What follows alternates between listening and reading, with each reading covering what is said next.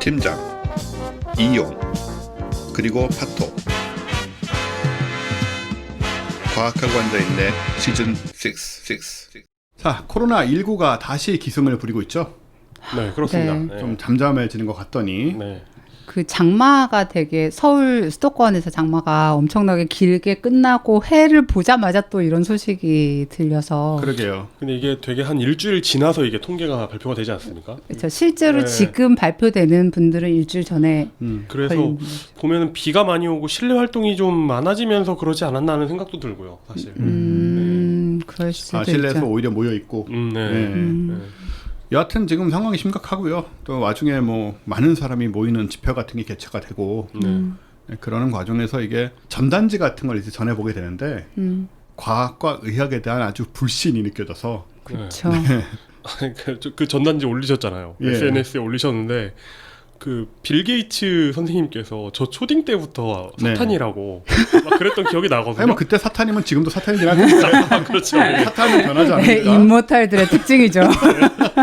그 짧은 수십 년 정도는 뭐 그들에게는 뭐 이게 시간도 아닌 것이고 아니, 무슨 죄인가 도대체 무슨 죄를 지어서 지금 빌 게이츠 씨가 저러고 있나. 근데 웃긴 게 그 신흥 부자들 있잖아요. 네네. 무슨 뭐 일론 제프 머스크. 베조스니 일론 머스크니 이런 사람들은 또 욕을 안 먹어요. 아니 그리고 훨씬 그 악랄한 CEO들 많잖아요. 뭐 그게 그게 왜 몰라서 그러냐- 그래? 몰라서. 아니 왜 그러냐면 그 빌 게이츠는 누구나 알기 때문이에요. 그렇습니까? 나머지 부자는? 나머지 부자들은 예를 들어 제프 베조스를 아는 사람보다 빌 게이츠를 아는 사람 미국에 훨씬 많은 거죠. 우리나라에도 예. 우리나라에 더 그럴 수 있죠. 그죠. 네네. 그러니까 그런 거 아닐까? 그 버진그룹 회장 누구죠? 리처드 브랜슨. 아, 네, 그 사람. 네. 그 사람이 훨씬 그쪽에 더 가까이 있을 것 그쵸? 같은데 빌 이상한 게이츠보다는. 것처럼 보이죠. 잘 놀고. 네, 그죠. 잘 놀고 뭔가 그 자신의 욕망을 감추지 않고. 문란해 보이고 막. 네. 그러게요. 네. 근데 막상 악마인 것은 빌 게이츠하고 그 부인 되시는 분이 네, 네. 요즘 그렇게 백신 이것도 또. 저개발국의 어떤 그 좋은 일 많이 네, 하시는 좋은 일 많이 하시는 분들. 근데 그 백신으로 뭐 사람들 지배하고 뭐 그런 데잖아요. 네. 그러니까 참. 그 음모론이 되게 뭐 참 이 우리나라의 어떤 음모론의 대부격인 분과 함께 방송하면서 이런 말이 좀 그렇지만 되게 참신하고 재밌는 것들도 있긴 있거든요. 그 사람들이 공부를 안 해서 그래요. 근데 어떻게 이렇게 그러니까 바보 같은 얘기를 빌 게이츠 이후로 업데이트가 안 되는 거예요. 업데이트가 안 되는 거예요. 그때 옛날에 젊었을 때 들었던 빌 게이츠가 아직까지도 빌 게이츠인 거야. 윈도우 95 이후로 그러니까 맞아. 컴퓨터 세상을 지배하고 뭐 약간 그런 거. 그때 네. 이제 얼핏 그런 느낌이 있었잖아요. 네, 그렇죠. 지금 다 바뀌었는데 아, 사실 네. 나쁜 짓을 하긴 했는데. 사업적으로 좀 했겠죠. 네, 그렇다고 무슨 뭐 백신으로 인류를 지배하고 뭐 이런 아니 그리고 뭐지 그 뭐 666 그런 거 있잖아요. 그 예전에는 무슨 뭐 베리칩 맞아. 그런 거를 약간 손에다가 새기는 뭐 약간 이런 걸 얘기를 했는데 그 백신을 맞으면 거기 안에 우리를 다 이렇게 태깅할 수 있는 무슨 칩이 들어있어가지고 그거를 맞으면 안 된다는 얘기가 미국에 또 돈대요. 나는 개인적으로 세상이 정말 그렇게 생겨먹었으면 좀 재밌을 것 같긴 한데 아쉽게도 그럴 리가 없다고. 어디 가서 찾지도 못하고. 네. 제가 음모론 전문가 소리를 듣는 이유는 어릴 때부터 정말 많은 음모론을 믿어왔고 접하고 믿어왔기 때문에 심지어 네. 믿은 걸 끊는지는 오래됐습니다만은 네, 그 마음 한구석에서 그런 걸 진심으로 믿어본 적이 없는 사람은 사실 이해하지 못하죠. 그게 백신 같은 거예요. 나는 그 음모론의 백신을 정말 많이 맞은 거예요. 그래서 딱 보면 이게 어느 정도 거론할 가치가 있다 없다가 한순간에 구분이 되는 거예요. 그러니까 저희한테 이제 유튜브나 이런 저희 사이트에 이런 음모론이 있던데 한번 파헤쳐 주세요라고 했을 때 저희가 말을 안 하고 있는 건 파토님이 보시기에 아 이거는 뭐 말할 가치도 없네 약간 이런 이유기 때문이거든요. 대체로는. 네, 그렇죠. 뭐 달 착륙 같은 경우도 그랬고 그렇기 때문에 저는 이제 점점 재미가 없어지긴 하는데 예, 믿을 만한 음모론이 다 사라져 버렸으니까 거의 네. 대부분. 옛날에 그런 거 많았잖아요. 뭐 지구 공동설이니 뭐 얼마나 재밌었어요. 그렇죠. 그럴듯했으니까. 예, 근데 너무 쉽게 논박이 되는 거라 그런 거는 좀 얘기할 가치도 별로 못 느끼는데 어쨌든 간에 그 옛날 빌 게이츠의 악마성을 비판하시던 분들은 지금 남은 건 빌 게이츠하고 뭐 일루미나티 두 개잖아요. 근데 이게 약간 음모론 만드시는 분들도 되게 어려운 게 약간 제가 무슨 생각했냐면 그 퍼즐 미스테리 쓰는 거랑 좀 비슷하다는 생각이 들었어요. 그러니까 요새 그 지금 같은 만약에 2020년을 배경으로 퍼즐 미스테리 추리 소설을 쓰잖아요.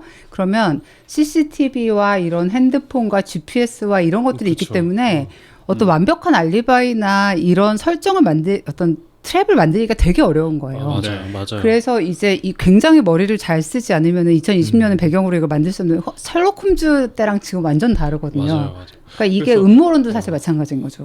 김전일 시대도 90년대라서 그런 트릭이 네, 맞아요. 네, 네. 네. 그러니까 지금도 만약에 김전일을 지금 배경이라고 생각하면 그러니까 이거 CCTV 왜 안 뒤져봐? 약간 전화국에다가 최근에 그거 한 거 찾아보면 어떻게 돼? 이렇게 다 해보면 나오거든요. 이런 시설에 CCTV 달라고 법으로 돼 있지 않나?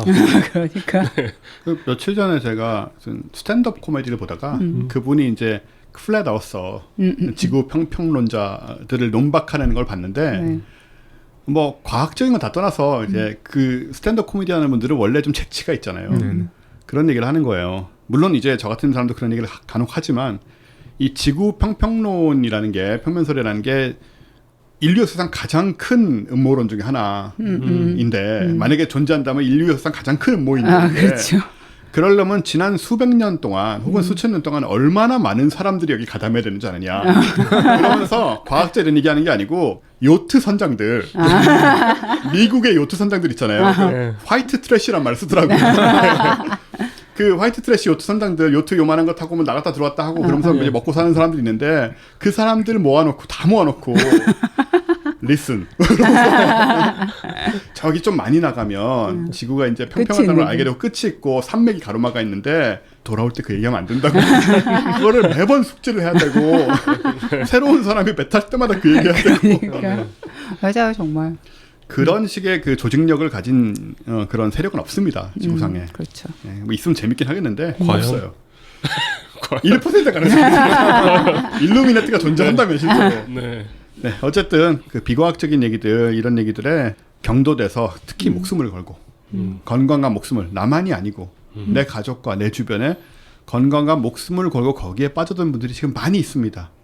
여러 가지 명목으로 네. 네. 정신 차려야 됩니다, 우리 모두를 위해서.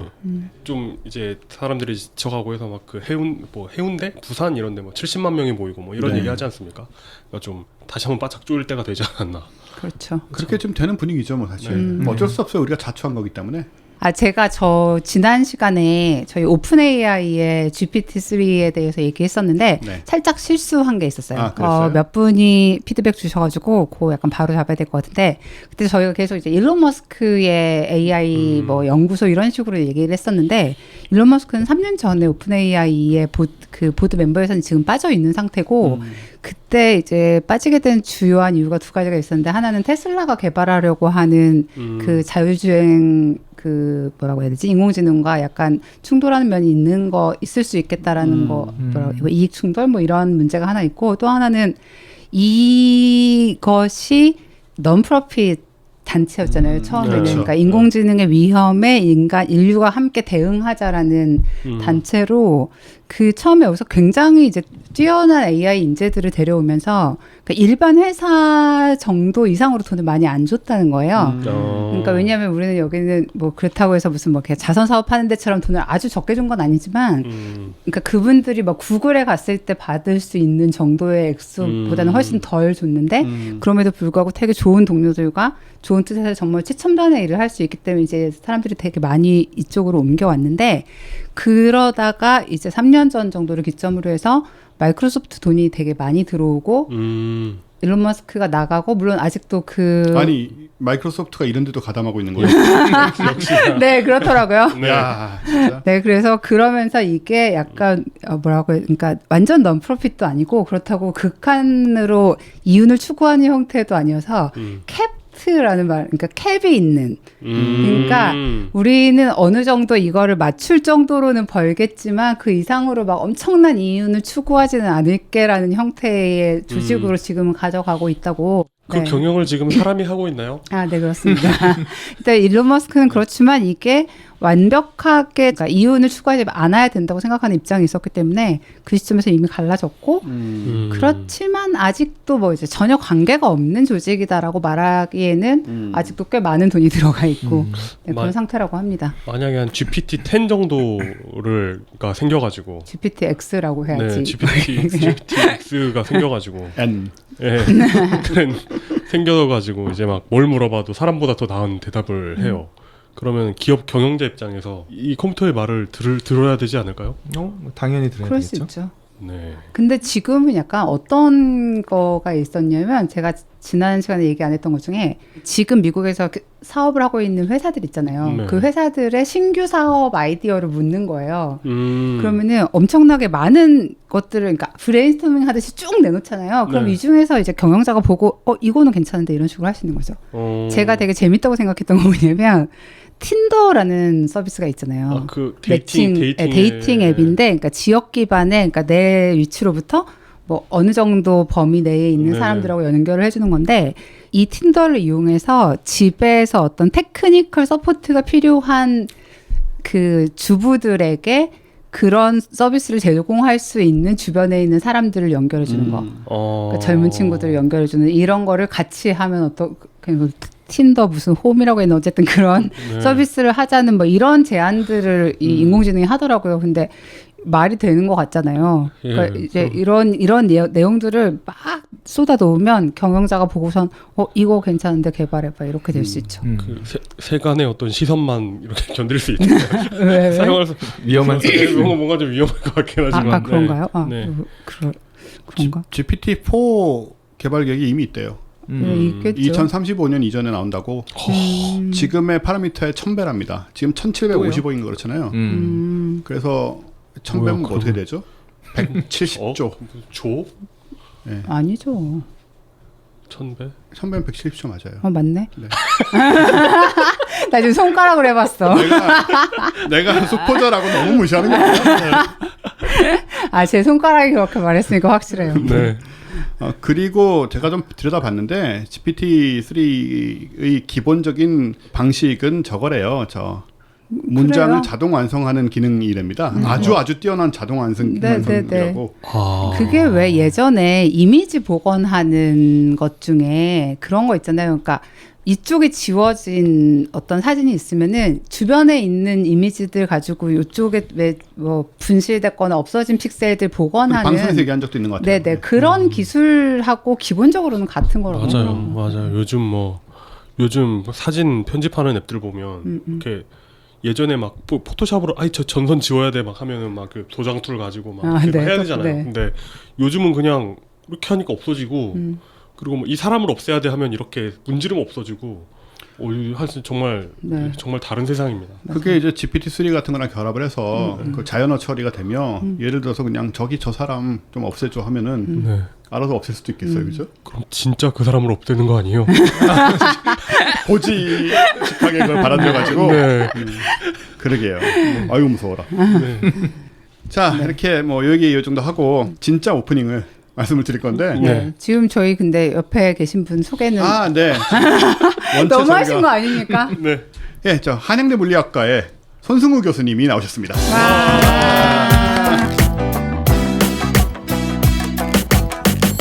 예, 한양대 응용물리학과의 손승우입니다. 예, 자연대 한양대 똑같아 물리학과. 그냥.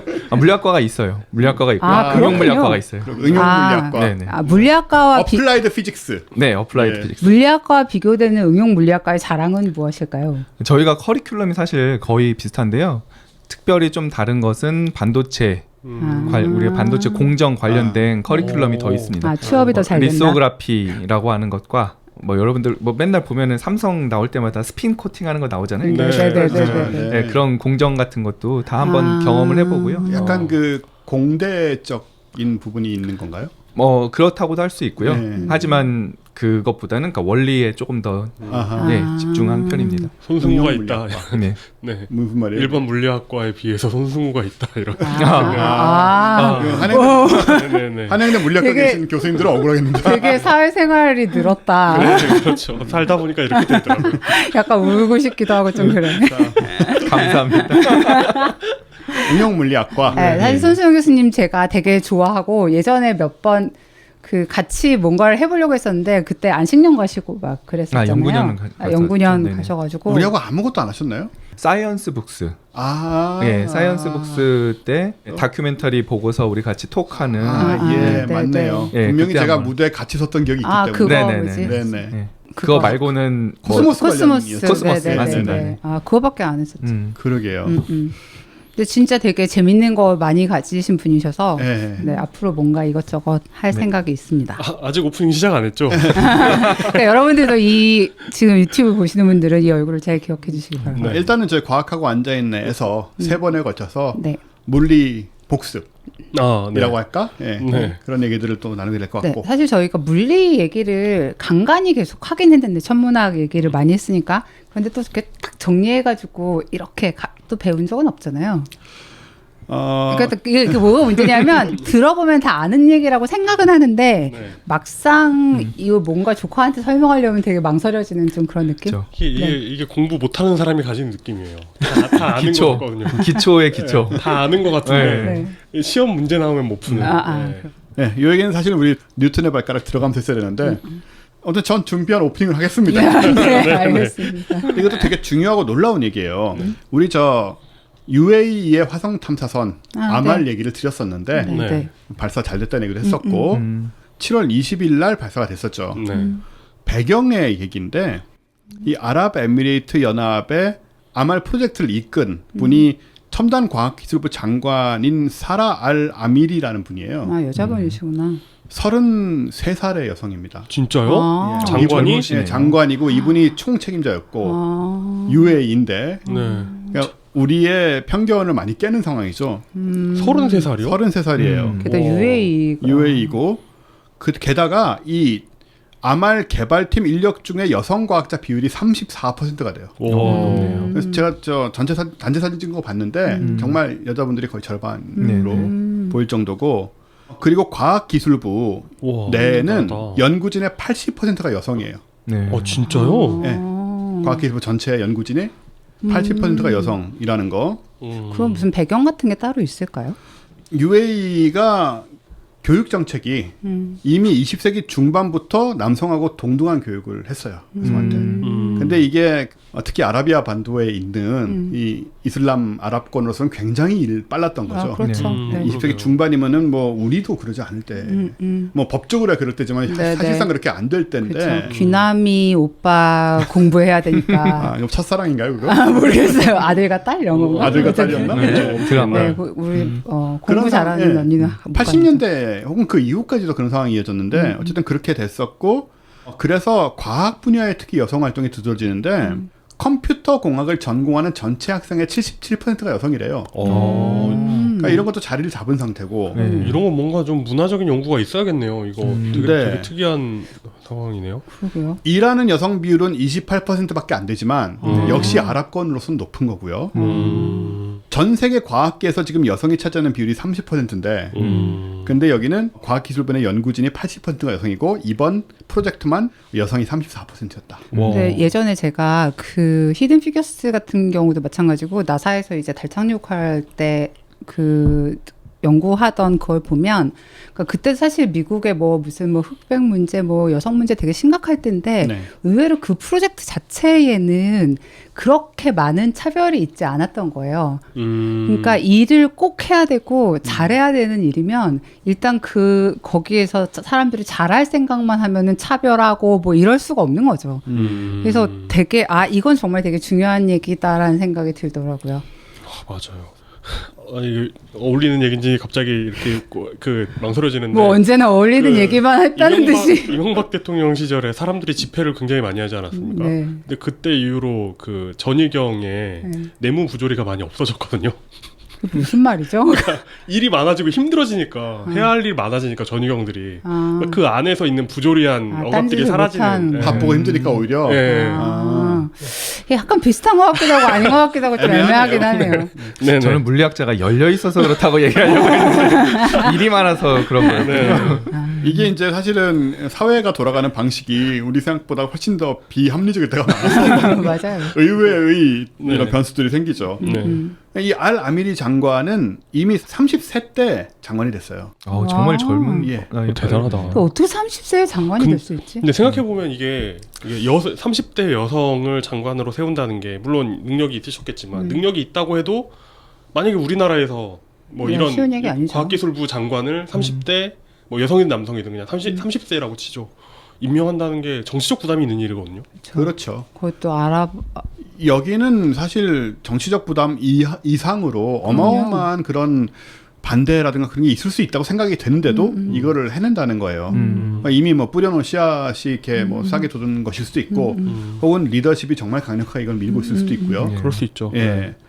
그래서 이 장관은 12살 때부터 이제 안드로메다 은하 사진을 보고 우주에 매료된 사람이고, 그게 이제 미국 같은 경우는 이런 식으로 커갈 수가 있는데 여기서도 그게 가능하다, 여성이. 그게 좀 놀라운 부분이고. 안드로메다 은하 사진을 본 지 18년 만에 장관이 됐어요. 제가 한 엄청나다. 9세 때쯤 봤는데 여지껏 아무것도 안 되고 있는 것과는 참 다르군요. 뭐 한국이라는 좀 나은 환경임에도 불구하고. 그래서 이분은 이미 20대 때 이 인공위성 프로젝트 UAE에서 했던 참여를 했었고, 이건 또 한국도 도움을 줬었죠. 그렇죠. 참여를 했었고, 이게 내부에서 성장을 해가지고 심지어는 무슨 유학파도 아니에요. 진짜요? 진짜요? UAE에 있는 사르자 아메리칸 대학이라는 데가 있는데 미국 분들이 와서 가르치는지 모르겠지만 UAE에서 공부를 하신 분이고, 그래서 이제 경험이나 이런 또 본인 열정을 가지고 이 자리에까지 올라서 이거를 성공시킨 사람이죠. 되게 멋있다. 네, 이런 거는 우리가 좀 알고 있자. 그래서 우리가 뭐 세계 각국에서 일어나는 일들에 대해서 이런저런 생각을 가지고 있고, 또 옛날에 들었던 걸 가지고 아직도 그럴 것이다. 빌 게이츠 같은 경우 아직도 악마다. 그런 생각을 하는 경우가 많은데 옛날에 악마였긴 했어요. 아니었겠죠.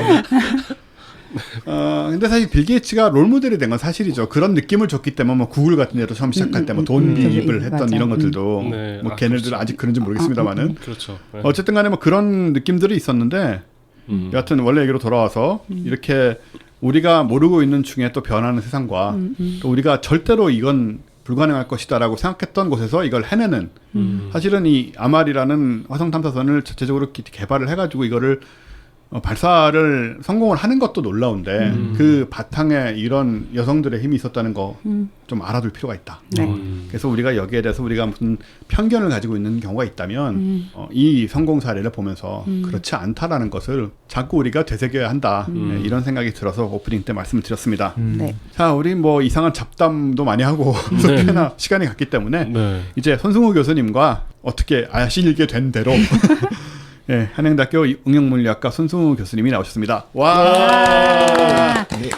근데 어차피 청취자분들이나 유튜브 보시는 분들이나 다 제목 보고 들어오기 때문에 우리가 이걸 약간 깜짝 쇼를 한다는 것 자체가 의미가 없어요. 그렇군요. 근데 항상 사실 파토님은 조금 그거에 집착하는 편이야. 사람들 약간 놀래줘야 된다, 약간 이런 느낌? 제목 약간 보고- 옛날 사람이어서 그런가?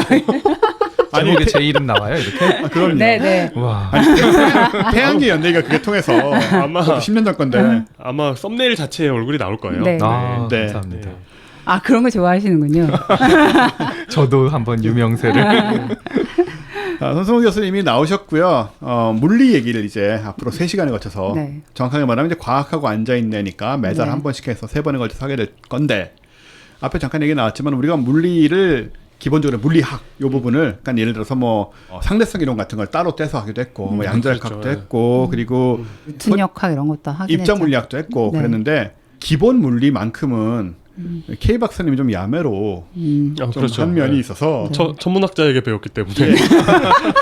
야매라는 말은 죄송하지만 또 이 자리에 안 계시니까. 네, 네. 네, 그렇죠. 천문학자가 물리학을 뭐라 하는지 알겠습니까? 심지어 천문학자 물리학자 친하지도 않다고요. 약간 천문학자 분들에 대해서 잘 아실지 모르겠는데 약간 그 몇 억 년 이렇게 틀리는 거 가지고 틀렸다고도 안 하고 약간 그러시거든요. 그렇죠. 네. 물리학계에선 있을 수 없는 일이죠. 아 물리학계도 그 분야마다 조금씩 달라요. 아. 네, 그래서 그런 걸 허용하는 분야도 있고요. 그런 걸 아주 극도로 싫어하는 분야도 있고요. 근데 반도체 같은 거 예를 들어서 응용 물리에서 그런 거 네네네. 큰일 나잖아요. 아 그러면 안 되죠. 그죠? 1 마이크론이나 9 마이크론이나 그게 그거지. 같은 단인데 뭐 이러면서. 네. 나노 공정 이런 데서 네. 네, 그렇죠. 머리카락 한 올 정도 틀리면 큰일 납니다. 아. 그러게요. 근데 천문학은 무슨 뭐 파색 단위로 다 틀려도 상관이 없으니까 별로. 네. 그래서 우리 K 박사님 물론 당시 재밌게 해주셨지만 우리가 이 자리에 없으니까 괜히 깔려고 하는 얘기인데. 너무 재밌었어요. 예. 그 전체적인 흐름을 아주 잘 잡으셔서. 네. 네. 그럼에도 불구하고 이제 진짜 물리학자가 오셔서 하는 얘기는 어떤 네, 얘기일까? 근데 K 박사님 원래 약간 그 재미는 있는데 남는 거 없다 약간 그런 느낌 좀 기억이 안 나. 그치 약간 그러니까 되게 재밌긴 한데 좀 뭐 약간 좀 참 그런- 쉽죠 이게. 네. 맞아요. 일타 강사 느낌. 시험 끝나고 나면 네, 그냥 가까워 다 날라가. 네, 보고 있으면 다 아는 것 같은데 네. 그냥 자리에서 일어나 나가면 다 잊어버리잖아요. 네네네. 휘발성. 휘발성 지식. 이거 네, 진짜. 좀 경계해야 될 부분이고. 네. 그래서 우리 손승우 교수님께서는 이제 정통 물리학자로서 네. 우리가 재미도 있을 뿐만 아니고 기억에 영원히 죽을 때까지 남게 되는 그런 물리 지식을 전달해 주실 거라고 믿어 의심치 않고요. 근데 부담 사실 많이 되네.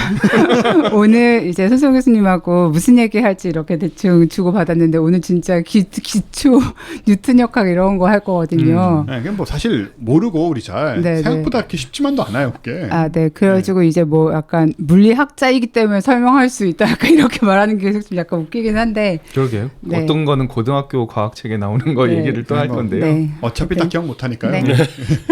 자, 손승우 교수님께서 오늘은 그래서 고전 역학 네네. 관점을 중심으로 해서 말씀을 드리면서 조금씩 이제 좀 더 첨단의 얘기로 아마 넘어가야 될 것 같고요. 네. 그럼 이제 어떤 첨단으로도 가는 거예요? 아니, 뭐 그냥 뭐 말이 우리한테는 다 첨. 네, 하다가 상대성 이런 얘기하면 되죠. 뭐. 네.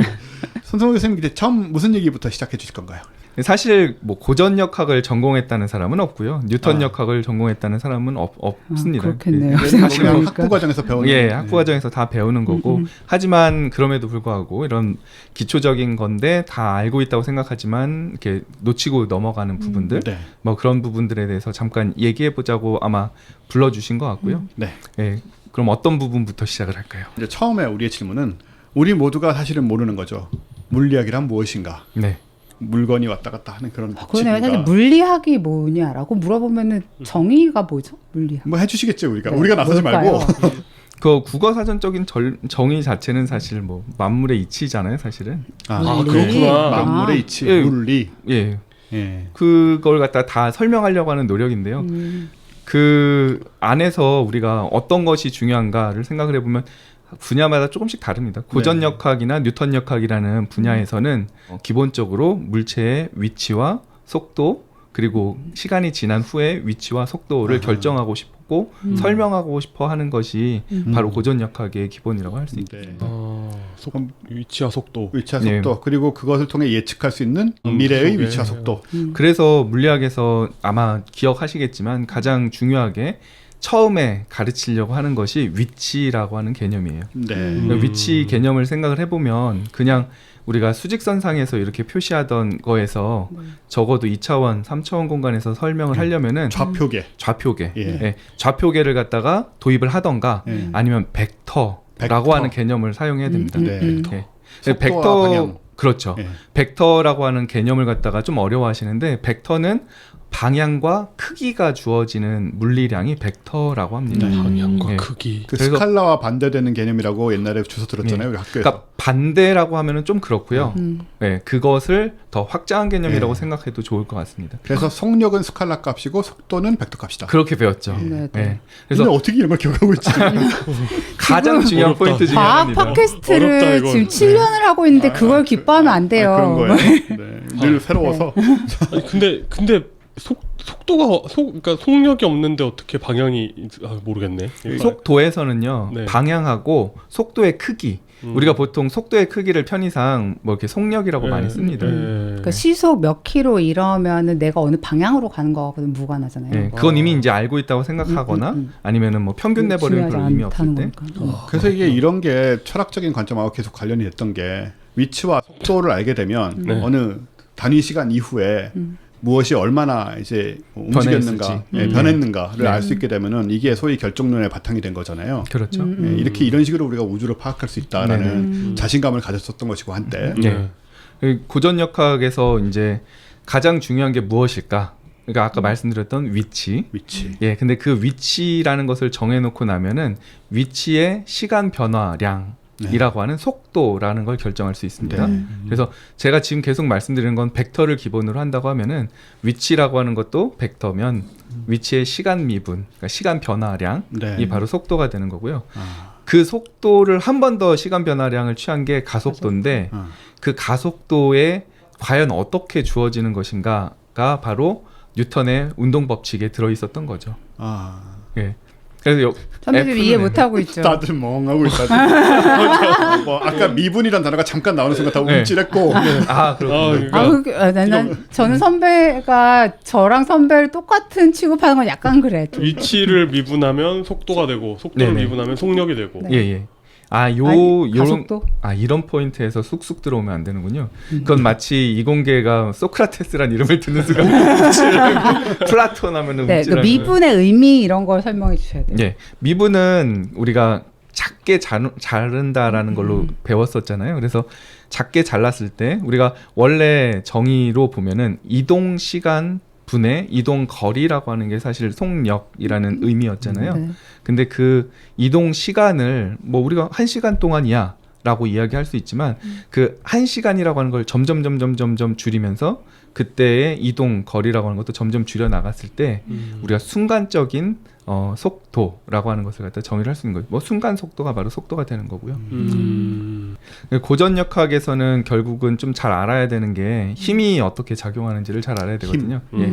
그래서 힘을 갖다가 파악하는 게 굉장히 어려워요. 그러니까 우리는 단순하게 우선 배우는 힘은 중력 같은 거는 배우는데요. 네. 그러니까 중력은 우리가 이런 공간상에서는 그냥 무조건 연직 방향으로 작용하고 있다라고 네. 배우잖아요. 중학교 시험 문제로 나오잖아요. 네, 공을 위로 던졌는데 그렇죠. 어떻게 떨어지는가. 그 문제가 우리가 풀 수 있는 가장 쉬운 문제 중에 하나예요. 네. 그러니까 가장 쉬운 문제라고 하면은 우선 일정한 속도로 가는 건 되게 쉽죠. 그죠. 네. 등속 운동. 등속 네, 운동. 네, 등속 운동은 제일 쉽고 그 다음에 이제 조금 더 난이도를 높이면은 등 가속도 운동이 되는데 그것도 등 가속도라는 게 가속도가 일정하니까 질량이 일정할 때는 힘이 일정한 공간이잖아요. 네. 근데 우리 중력장 중력 안은 가속도. 예, 중력 가속도가 계속 일정하다고 생각하니까 그 문제를 푸는 거예요.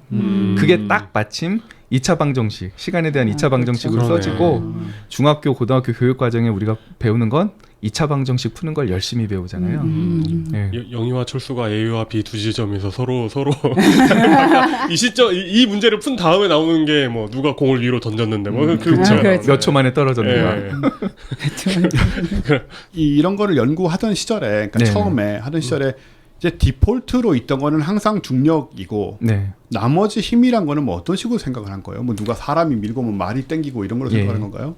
그거를 우리가 그냥 아주 쉽게 힘을 끌어서 줬다. 뭐 이런 외부에서 줄 수 있는 힘 그런 것들은 그냥 다 그런 식으로 도입을 하고요. 우리가 뭐 말로 끌었다, 뭐 어떻게 뭐 밀었다 이런 것들은 그냥 그 개념 생각하지도 않고 일정한 힘으로 밀었다. 네. 뭐 이렇게 그냥 도입을 합니다. 그거는 이름도 안 붙어요. 그냥 힘. 하나 좀 제대로 붙은 게 장력. 장력. 네, 끌어당기는 힘, 아. 뭐 이렇게 매달려 있으면은 거기에 이제 매달려 있는 힘, 당겨지고 있는 힘, 어. 뭐 이런 거나 좀 붙었을 정도. 그리고 관심을 많이 갖고 본 힘은 뭐 탄성력. 탄성력은 우리 주변에 많으니까요. 그래서 공부하는 힘 중에 하나가 또 탄성력이라고 하는 힘입니다. 그러니까 미는 힘 뭐 이런 거는 그 학술 용어가 없군요. 그냥 뭐 인력, 청력, 뭐 아, 네. 수력 아 수력? 수력.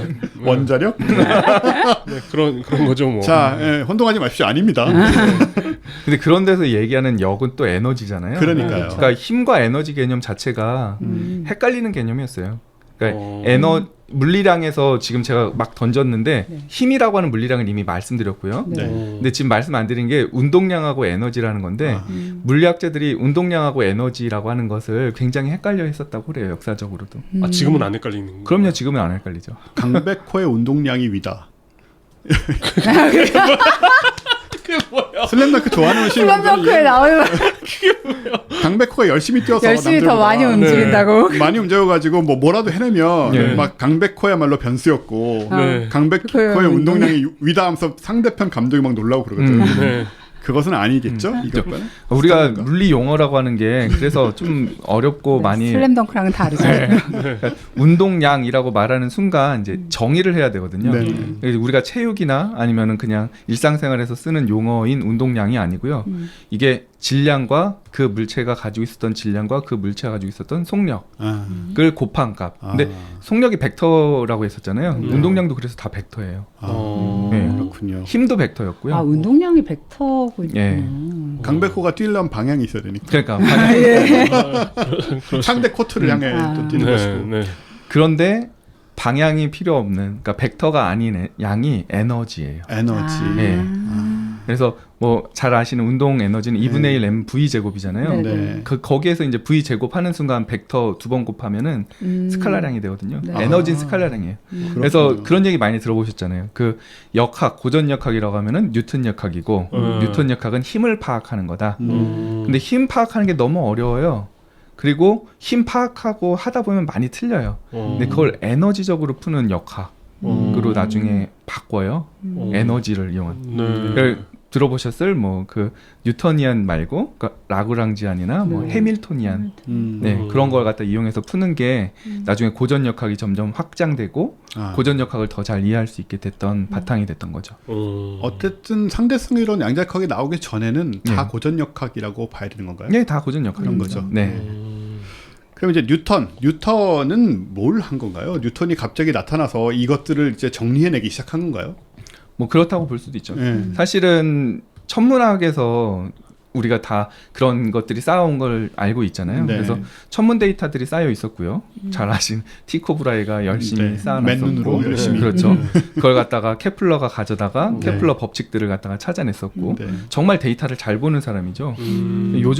요즘에도 그런 정말 데이터 잘 보는 사람들이 또 있어요. 네. 그러니까 숫자를 보면은 그걸 파악하는 사람들이 있거든요. 그러니까 케플러는 정말 그런 역할이었고, 근데 그걸 갖다가 물리 법칙으로까지 생각하고 그 안에 만유인력이라는 개념까지 생각할 수 있었던 건 뉴턴이었던 거죠. 그러니까 케플러 법칙은 일종의 경험 법칙. 그러니까 관측을 통해서 유추가 된 것이고 그것의 이제 원리를 파악한 게 뉴턴이다. 근데 경험 법칙이긴 한데 그걸 갖다가 원리는 몰랐으나 면적 속도 일정의 법칙 그렇죠. 뭐 그런 걸로 표현을 해낸 거죠. 아주 우수하게. 그리고 이제 뉴턴은 그 바탕에 이제 만유인력, 중력이 있다라는 걸 확인한 것이고. 그러니까 중력이라는 것도 되게 신기한 것 중에 하나가 거리에 대해서 우리가 R 제곱으로 줄어드는 힘이잖아요. 근데 그때 당시에 모든 그런 운동들이 R 제곱으로 줄어드는 힘이 아니라 아까 잠깐 설명드린 탄성력 그런 것처럼 스프링이 매달려 있다고 생각하고 풀어도 풀리는 문제들이었는데 되게 신기한 것 같아요. 중력을 감안하지 않고도 말하자면 케플러는 그 운동 법칙들을 다 기술을 데이터를 해내고 보고 틀리지 않게 아는 말을 한 거잖아요. 그러니까 중력이라는 걸 모르는 상태에서 정리를 했는데 그걸 다 옳게 기술한 거예요. 그러니까 행성들이 운동을 하고 있다는 건 아는 거고요. 이제 거기에서 그걸 보고 면적 속도라고 하는 개념을 생각해내면서 그것이 일정하구나라고 하는 것을 이해한 거는 정말 뛰어난 거죠. 근데 나중에 면적 속도라고 하는 개념은 각 운동량으로 대체가 돼요. 면적 속도 자체가 각 운동량이었고 행성 운동에서의 각 운동량 보존의 법칙이라는 게 면적 속도 기억난다. 이게 여러분 많이 보셨으면 기억할 거예요. 이렇게 타원형으로 돌고 있을 때. 그렇죠. 타원형으로 가까이 오면 빨라지기 때문에 이렇게 같은 각일 때 맞아요. 같은 각일 때 아무리 멀어도 같은 각일 때는 같은 시간이 걸린다. 그래서 안에 이제 삼각형 같이 그려가지고 맞아요. 쓸고 지나가면 피자의 일부처럼 이렇게 맞아요. 면적이 이제 항상 같다 뭐 이런 게 되는 거죠. 참 오랜만에 각운동량이 되는 거군요. 그게 각운동량이 되는 거군요. 우리 각운동량 뭐 K 박사님이 맨날 우리 놀리고 막 그랬었잖아요. 옛날에 초기에.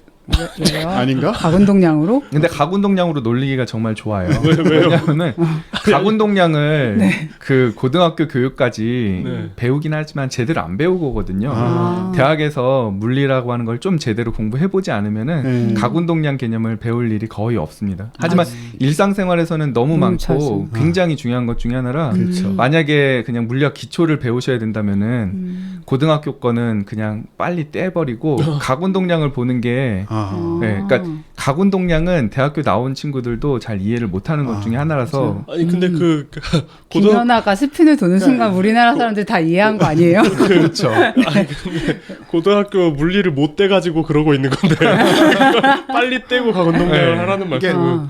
다리를 멀리 드는 것과 짧게 하는 것의 그 면적 속도. 그렇죠. 그거잖아요, 사실. 맞습니다. 그때 다 들었던 것인데 이제 다들 잊어버렸을 테고.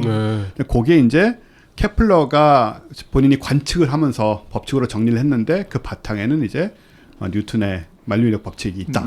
이렇게 얘기할 수 있을 것 같아요. 뉴턴의 발견에도 사실은 뭐 갈릴레이의 그런 어떤 물리적인 사고 실험들 그런 것들에 다 바탕이 있었다고 할 수 있겠죠. 뭐 갈릴리 호수. 그렇습니다. 갈릴리 호수에서 온 이름이긴 하죠. 그렇겠네요, 진짜. 갈릴레 O가 뒤인가? E가 뒤인가? 맨날 갈릴레오. 갈릴레이 맞죠? 갈릴레오. 갈릴레오가 갈릴레이가 맞아요. 갈릴레오 네, 오이로 외우라고 그때. 우리 방송 때도 그런 얘기 했었죠. 오이를 싫어하는 갈릴레이 그렇게. 갈릴레오가 이름인 거죠. 네네. 갈릴레오 갈릴레이. 참 이상한 이름이에요. 네. 말씀 나와서 말인데 네네. 갈릴레이의 사고 실험이란 것도 네네. 우리가 뭐 잊어버렸거나 잘못 네. 알고 있는 경우들이 많아서 네네. 그걸 한번 얘기해 주시겠어요? 그 굉장히 재밌는 실험이었는데요. 네. 우리가 만약 이렇게 오목한 볼이 있다고 하면 거기에서 구슬을 하나 딱 놓았다고 생각할 때 그 구슬이 이렇게 진동을 하면서 움직이잖아요. 네. 그 안에서 만약에 다른 마찰력이나 뭐 그런 게 없는 상태라고 생각하면은 계속 진동할 수 있을 거예요. 근데 왜 마침 그 위치까지 올라올까를 갖다 고민을 했던 거죠, 갈릴레이가. 그래서 한쪽을 만약에 똑같이 이렇게 대칭적으로 안 만들고 조금 더 이렇게 기울여서 비대칭적으로 만들어도 거기 위치까지 온다는 거예요. 네. 그러면은 이걸 갖다 끝까지 안 하고 이렇게 올리지 않고 평평하게 만들어 놓으면은 얘는 마찰이 없는 상태에서는 평생 그럼 계속 가서 끝까지 갈 수 있나? 끝까지 갈 수 있나? 무한히. 거죠. 마찰이 네, 무한히 없다면. 갈 수 있나? 네. 마찰이 네. 없다면. 그게 바로 그냥 움직였던 물체가 다른 외력이 없을 때는 계속 움직일 수 있다는 거잖아요. 이게 뉴턴의 운동 법칙에서 관성의 법칙이 거기서 사실 그렇죠. 이미 이해가 됐던 거예요. 그러니까 사실은 제가 여쭤본 이유가 저게 제일 신기한 갈릴레이의 사고 실험인데 대개 갈릴레이 실험하면 우리 뭐 피사의 사탑에서 못 떨어뜨린 그것만 기억을 하고 있단 말이에요. 그쵸. 네. 네. 그것도 중요하긴 하지만 사실 이게 진짜 신기한 거고 네네. 이게 이제 연결되는 지점들이 되게 많은 얘기라서 그래서 이게 이제 발전을 하면 나중에 결국은 물체가 움직이는 것 자체가 자연스러운 상황이다라는 그런 개념까지 연결이 되더라고요. 제 머릿속에서는. 예. 그 아주 특이한 포인트는 그 사고 실험이라는 거. 예. 그러니까 그 전에는 이런 어떤 물리 개념을 갖다가 뭐 실험을 통해서 얻는 건 당연했었고, 그리고 어떤 뭐 철학적으로 이렇게 사유해서 하는데 그 실험 자체를 머릿속으로 이렇게 생각을 해봐서 이런 논리적인 단계를 거치면은 그럴 수밖에 없지 않나라는 걸 생각해 보는 게 그런 어떤 과학하는 자세에서도 굉장히 중요한 걸로 칩니다. 근데 문제는 우리 같은 사람들은 그런 식으로 하다가는 이제 뇌피셜로 빠져서 틀린 얘기를 하게 엉뚱한 되죠. 틀린 얘기를 하게 된단 말이죠. 근데 틀린 상상을 많이 해봐야지 나중에 더 많이 또 이해. 사고 실험과 어떤 망상의 차이는 무엇인가? 그러니까 우리 그걸 구별을 못 한다는 거고 네. 게다가 뭐가 틀린지 알 수가 없기 때문에 사고 그렇죠. 실험만 하다 보면 근데 이건 정말 실험을 할 수가 없잖아요. 마찰 없는 상태를 만들 수가 없으니까. 뭐 그렇죠. 비슷하게 유사하게 만들 수 있고요. 유사하게 만들어서 네네. 해봤다. 네. 결국은 이제 실험을 해본 건가요? 비슷한 실험? 물론 거기에서 실험을 진짜 했는지 안 했는지는 항상 가려져 있어요. 그러니까 네. 그 피사의 사탑 실험도 안 했다고 안 하잖아요. 했다고 그렇죠. 네, 그것도 그렇죠. 사고 실험이라는 얘기가 있죠. 네. 사고 실험치고 너무 뭐 로케이션이 정확히 나와 있어가지고 한 거 같은 느낌이 들잖아요. 그리고 어마어마하게 똑똑한 사람이니까 한 것이지 우리는 현대에 살고 있는 우리는 이미 이런 것들 다 찾아보시면 답이 나와 있기 때문에 함부로 사고 실험해서 엉터리 얘기하지 말고 네, 갈릴레이 그분도 옛날 분이시기 때문에 그 우리나라도 그 비슷한 시기에 무슨 장군바위 전설 뭐 이런 거 많이 생기잖아요. 그게 뭐예요? 흔들어 보고. 그러니까 그런 이야기 얼마든지 생길 수 있죠. 근데 제가 왜 이런 얘기를 드리냐면 가끔씩 연락 오는 분들 중에서도 이 상대성 이론 양자역학을 사고 실험하신 분들이 진짜 많아요. 깼다. 네, 그러면서. 깼다. 네, 네. 나는 뭘 깼는지 모르겠지. 수년간 그것을 생각을 깊이 하고 네. 맹점을 알아냈다 이런 분들이 있는데 예전에 박부성 교수님하고 제가 이야기를 해봤었는데 네네네. 그 수학 쪽에도 있죠. 네, 네. 그 무슨 그 3등분 작도에 작도. 성공했다는 분들이 주기적으로 계속 그 만나고 계시대요. 뭐예요? 네. 근데 물리학과 계시면 그런 분들이 가끔 오시나요? 뭐 책을 갖다가 전해주고 가시는 분도 계시고요. 네. 그 이메일로 연락하시는 분도 계시고요. 근데 좀 이렇게 유명하신 분들은 더 많이 받는다고 얘기를 들었어요. 네. 그리고 이 상대성 이론 양자역학 깨셨다는 분들은 굉장히 열정적이에요. 그렇죠. 이 분야 자체가 원래 네. 그런 분야라서 자비로 그런 연구하세요, 실제로. 네. 굉장히 신념을 가지고 하셔서요. 네. 그래서 저한테 설명하시겠다는 분이 있어서 저한테 설명하지 마시고요. 뭔 소리야. 뭐 이해도 못하고 뭐 힘도 없으니까 그 수학과 뭐 실험 데이터든 네. 뭐 수학을 정리하셔가지고 이 서류를 만들어서 논문이든 뭐든 책이든 만들어서 물리학 교수한테 드려라 차라리. 네. 그렇게 얘기를 드리니까는 아무 말씀도 안 하시더라고요. 이미 논리적으로 그걸 자꾸 네. 사고 실험을 하시니까 이미 자본에 물든 학계에서는 나의 이 혁신적인 이론을 그렇게 생각해요 진짜 또. 네. 왜냐하면 실제로 대한수학회랑 한국물리학회에 투고도 많이 됩니다.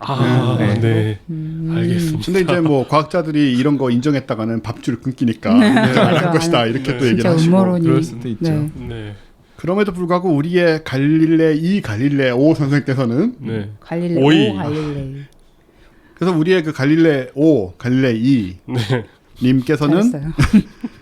이거를 제대로 사고 실험을 하시고 그게 이제 뒤에도 굉장히 많은 도움이 됐다. 이제 이런 얘기인데 근데 이 서양 좀 약간 다른 얘기인데 그 서양의 어떤 과학적이다 합리적이다라고 하는 게 그러니까 이때는 되게 약간 논리적이다라는 얘기하고 좀 비슷한 얘기처럼 들렸잖아요. 그랬었죠. 그러니까 실증이 되게 없이 그러니까 책에 나와 있고 뭐 이렇게 머리에서 이럴 것 같으면 그렇다고 하다가 이제 제국주의 시대에 이르러서 말하자면 탐험가 같은 사람들이 나타나면서 이 사람들은 말하자면 책에 일로 가면은 뭐 인도가 있다고 했는데 가보니까 아니고 이런 식으로 과학을 한 그렇죠. 사람들이 또 말하자면 한 부류가 있잖아요. 박물학자들이 네, 신기한 그렇죠. 거 가지고 네네. 그러니까 말하자면 그런 어떤 그러니까 다시 말하면 서양에서의 이 뭔가 사고 실험 같은 게 만들어내는 또 이상한 교조주의적인 이런 어떤 게 있지 않았나? 약간 이런 생각이 들기는 하더라고요. 근데 맞았으니까. 네. 아니 이제 항상 맞는 건 아니잖아요. 이건 맞았지만. 틀린 거는 우리가 잊혀져서 모르는 건가요? 그럴 수도 있죠. 그럴 수도 네. 있겠죠. 어쨌든 이제 이게 기본적으로 뉴턴의 제1법칙과 관성의 법칙과 관련이 있는 얘기가 되는 거죠. 네네네. 네. 그럼 뉴턴이 발전시킨 거는 뭐 어떤 부분인가요? 제가 뭐 역사적으로 어떻게 반전해 갔는지는 관심을 별로 두질 않았고요. 네네. 거기 운동 법칙에 나와 있는 게 사실은 뭐 세 가지잖아요. 그래서 뭐 관성의 법칙 그리고 우리가 흔히 알고 있는 F는 ma라고 하는 것과 작용 반작용으로 세 가지로 나눌 수가 있는데요. 우선 힘과 가속도 사이의 관계를 갖다가 명확하게 밝힌 것이 네. 들어갈 수 있을 거고요. 기존의 관성의 법칙이라고 했던 것을 갖다가 더 확장한 것이라고 할 수 있는 게 힘이 0인 상태가 바로 관성의 법칙이 성립하는 상태잖아요. 네. 그래서 힘이 있을 때는 그럼 더 가속한다 네. 라고 하는 거 F는 ma로 표현되는 것을 갖다가 발견한 거라고 할 수 있고요. 네. 그 외에도 그러니까 작용 반작용이라고 하는 개념은 굉장히 유용한 개념이죠. 이게 굉장히 재미있는 게 만약에 어딘가에 이렇게 딱 독립돼 있는 게 있으면은 외력이 아무것도 작용하고 있지 않은 상태에서는 관성을 그대로 유지해야 되는데 만약에 얘네들이 어떻게 해서 폭발이 일어난다거나 하면 한 부분이 튕겨져 나가잖아요. 네. 그럼 그것에 대해서 외력이 전혀 없는 상태에서 관성을 유지하고 있었는데 한 녀석이 튀어나가면 반대쪽에 이 힘하고 쌍을 이루는 다른 힘이 있어야 되지 않나? 라고 생각한 게 작용 반작용이거든요. 그래서 다 같은 프레임 안에 있는 겁니다. 사실은. 그렇군요. 네네. 이것도 처음 들어봐요 지금. 그런가요? 그런 식으로 생각을 한 거군요. 고등학교 교과서에 나와요. 그러니까 화성이 너무 오래돼서 기억이 안 나는 거예요. 화성이 물리 충격 무기로 직격당했을 때 그 아. 반대편 지각이 떨어져 나가는 게 그렇지. 이건 내가 책에 쓴 얘기인데. 그게 참 말씀하신 이런 관성 얘기는 우리가 우주 공간에서 이제 로켓 갈 때 네네. 얘기를 많이 하는 건데 네네. 얘는 이제 근데 이게 정말 SF든 무슨 뭐 만화든 계속 잘못 그려지고 있거든요. 우주 공간에서 로켓이 계속 뒤에서 불을 뿜으면서 날아가는 네. 상태로. 네네. 근데 그 상태는 순항 상태가 아니고 좀 가속하는 상태잖아요. 가속하는 상태죠. 그죠. 네. 사실은 가속을 해놓으면 그 상태가 영원히 유지가 되니까 이론적으로는 네. 뭐 부딪히지 않은 한 예. 영원히 유지가 되니까 그 속도를 계속 낼 수 있는 것이고 네. 거기서 이제 말씀하신 대로 힘이 0인 상태가 네네네. 되는 거고 네. 힘을 계속 넣어줘서 엔진으로 힘을 밀어주게 되면 네. 계속 가속 운동이 생겨난다. 맞습니다. 라는 그런 상태가 되는 네. 거잖아요. 그러니까 힘을 외부에서 계속 가해줄 수만 있으면은 네. 물체의 속력을 끝없이 높일 수가 있어요. 뭐 광속 직전까지는 적어도 뉴턴 시대까지는 무한대까지. 광속 개념이 네. 없으니까. 전 시대는 그렇구나. 무한대. 뭐 그런 생각들을 해서 뭘 좀 상상을 했을까요 이때 사람들이 혹시 아마 그런 상상까지 했을지는 모르겠어요. 스케일이 너무 큰가요 이 시대에? 뭐 무한대 속도 그런 거 우리가 네. 실제로 실험할 수 있는 속도에서는 다 뭐 예. 선형으로 비례할 수 있는 그런 관계이기 때문에 거기까지 가지는 못했을 거예요. 지금도 우리가 상대성 이론으로 가속을 했는데 그게 다 질량으로 가기 때문에 더 네. 이상 가속을 못하는 거잖아요. 네네. 그런 상태를 갖다가 만들어 보는 게 뭐 가속기 같은 데서는 좀 만들어 볼까요? 그렇겠네요. 네, 우리가 실제 볼 수 있는 우주선이 날아가는 데에도 뭐 적용되지 않는. 네. 그 정도 가지고는 뭐 네네네. 참고로 말씀드리면 가속기에서는 정말 작은 소립자들이 광소에 가깝게 가속이 되면서 나중에는 꽤 무거운 네. 무겁다고 뭐 이렇게 핸드폰 같이 무거워지는 건 아니지만 꽤 무거운 상태가 돼서 이제 그게 나중에 충돌을 할 때 네네. 그 뭐 튕겨 나가는 그런 것들을 통해서 관측이 되는 거니까. 네네. 예. 그러니까 우리가 뭐 물리에서 항상 조심해야 되는 것 중에 하나가 우리가 무겁다고 막 표현하잖아요. 네. 그러니까 무게를 갖다가 쓰는데 사실은 물리학에서는 항상 질량이거든요. 질량. 네, 그래서 질량과 무게가 다르다라고 하는 것을 계속 강조해 주는데요. 예. 우리 생활에서는 어쨌든 무게예요. 네. 그 이유가 질량을 우리는 중력 그렇죠. 질량으로만 파악하기 때문에 네. 중력 질량이 무게니까 네. 그렇게 파악하는 건데요. 근데 가속할 때의 그 질량은 중력 질량이 아니라 가속도에 해당하는 질량이에요. 예. 우리가 관성 질량이라고 하는 관성 건데요. 질량? 네. 그래서 저런 식으로 이제 로켓 같은 경우도 뭐 나중에 상대성 이론 얘기할 때 하시겠지만은 속도가 빛의 속도에 가까워질수록 가속이 점점 어려워지고 그렇죠. 예, 점점 힘들어지고 그래서 결국은 네. 도달을 못하는 지제 속도에 도달할 수 예, 없다. 뭐 무한대 에너지가 필요한 상황에 네네, 도달하게 그렇죠. 되기 때문에 네. 그런 개념인 건데 물리량에서 중요한 것을 그럼 제가 몇 가지 벌써 말씀드렸어요. 네. 처음에 위치 중요하다고 말씀드렸고요. 위치. 네, 시간, 시간. 네. 그러니까 위치 시간을 이용해서 속력, 속도, 가속도 다 만드니까요. 네. 자, 그 다음에 질량. F는 MA에 들어가는 게 질량이었잖아요.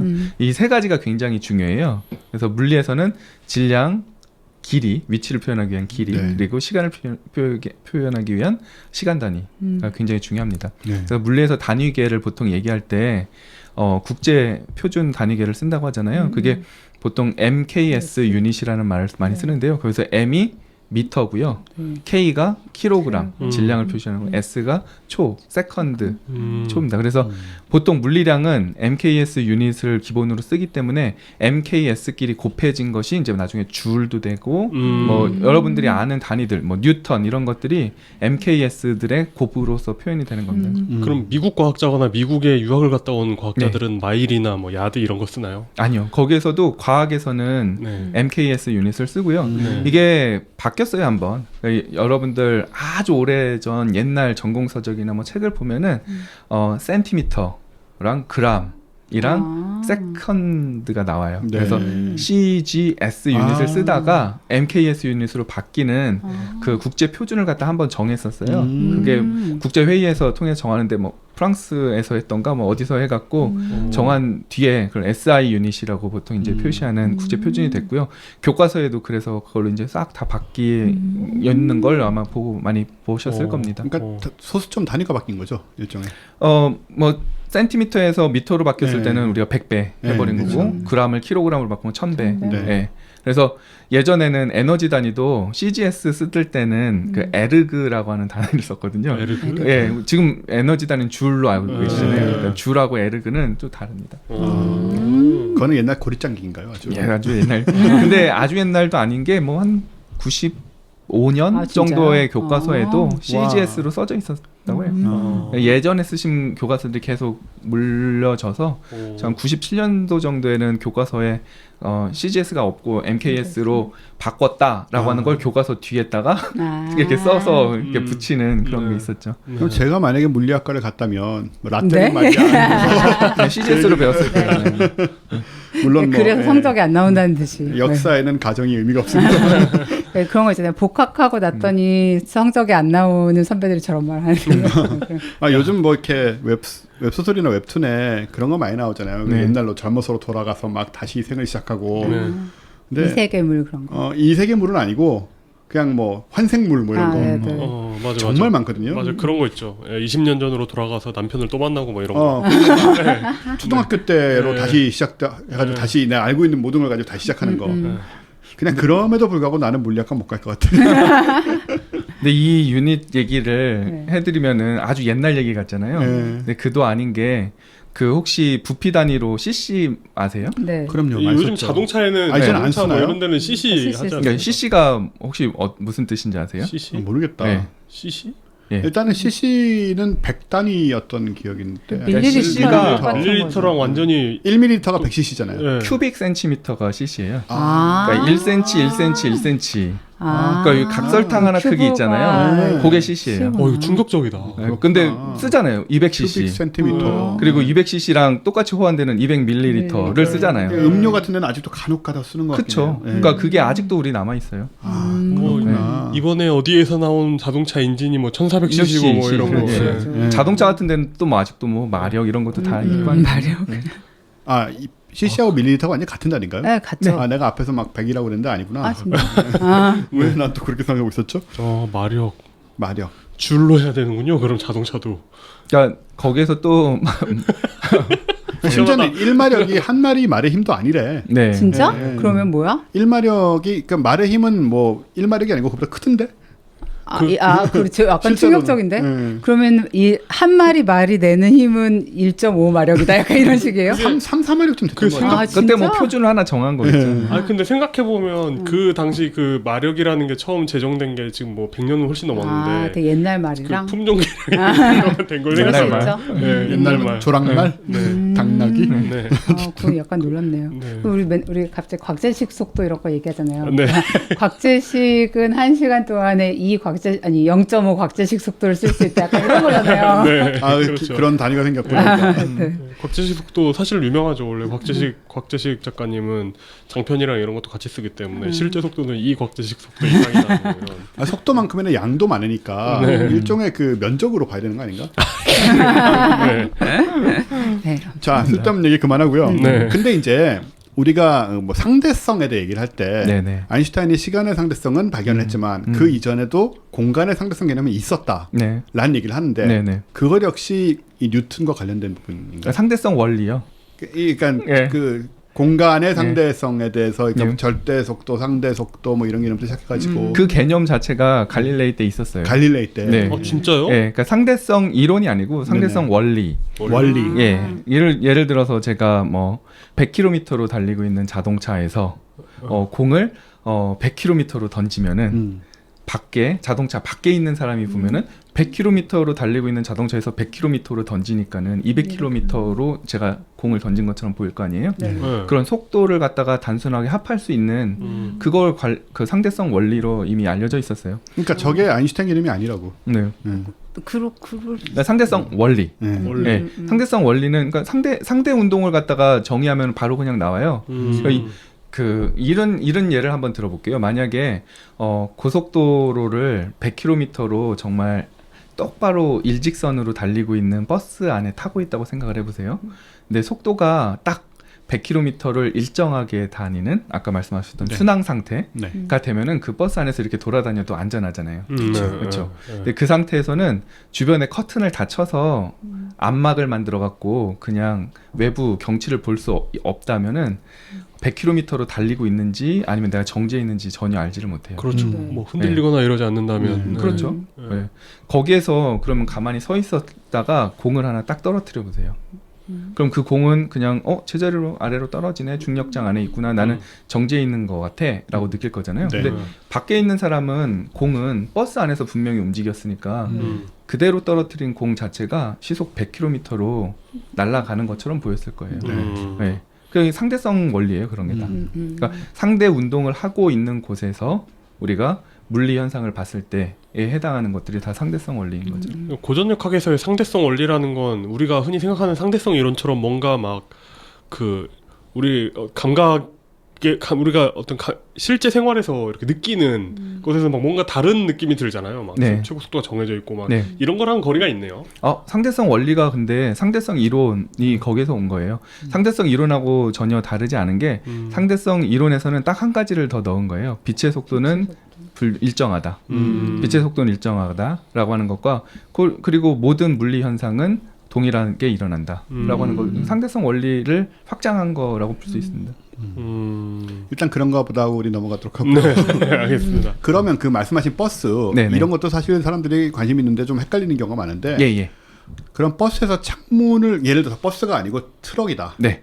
앞에가 뚫려 있다 혹은. 네. 그래서 이제 바람이 불어온단 말이 이상한 얘기죠. 차가 그 공기 안에 움직이고 있는 거니까. 근데 이 버스 안에 있는 사람은 바람이 100km로 불어온다고 느끼잖아요. 그렇죠, 느끼죠. 그런 상태라면 예를 들어서 앞에 그 상황을 그 버스 안에 안전하게 막혀 있는 상황이 일종의 하나의 관성계가 돼 있는 건가요? 통째로? 굉장히 좋은 개념을 쓰셨는데. 그럼 후자의 경우에는 관성계가 깨지는 건가요? 그러니까 뚜껑을 떼는 관성계라는 걸 것만으로? 갖다 쓰셨잖아요. 예. 그러니까 관성계라는 용어 자체가 굉장히 중요한 개념이에요. 아. 네.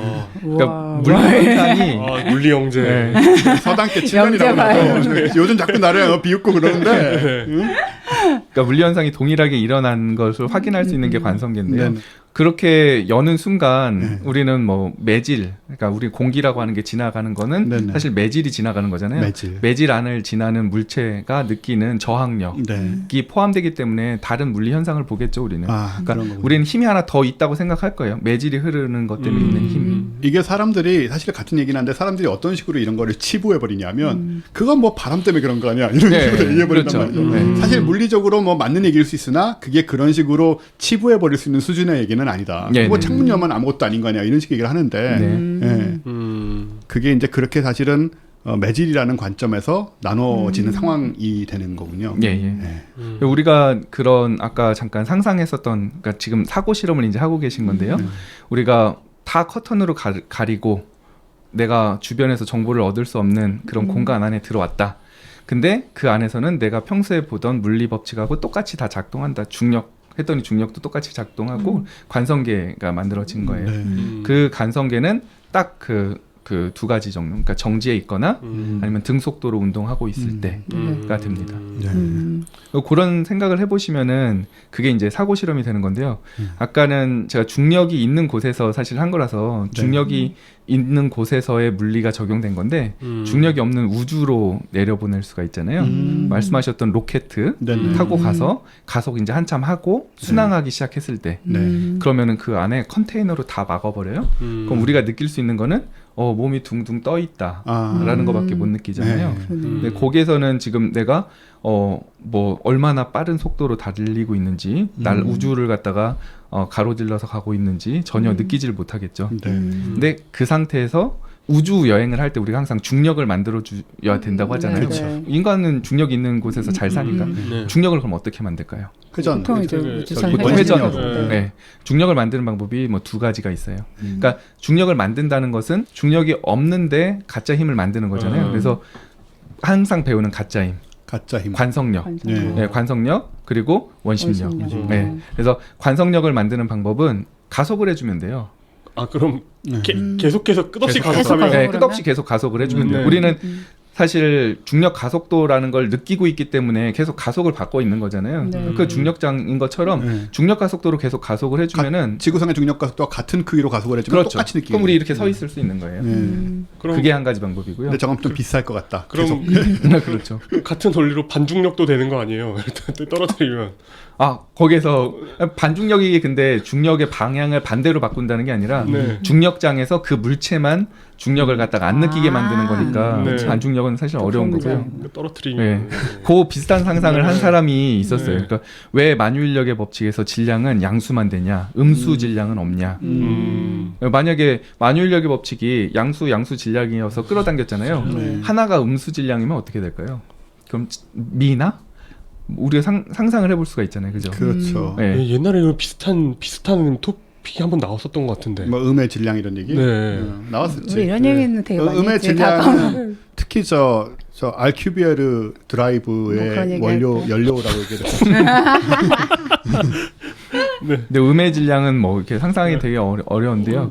우리가 그러니까 전화는 기본 입자들이 없는 상태, 뭐 전공 이런 거 다 생각해서 만들어내잖아요. 그런 상상도 좀 해볼 수가 있습니다. 그리고 다른 한 가지 중력을 만드는 방법은 말씀하셨던 그 회전을 해서 원심력으로 네.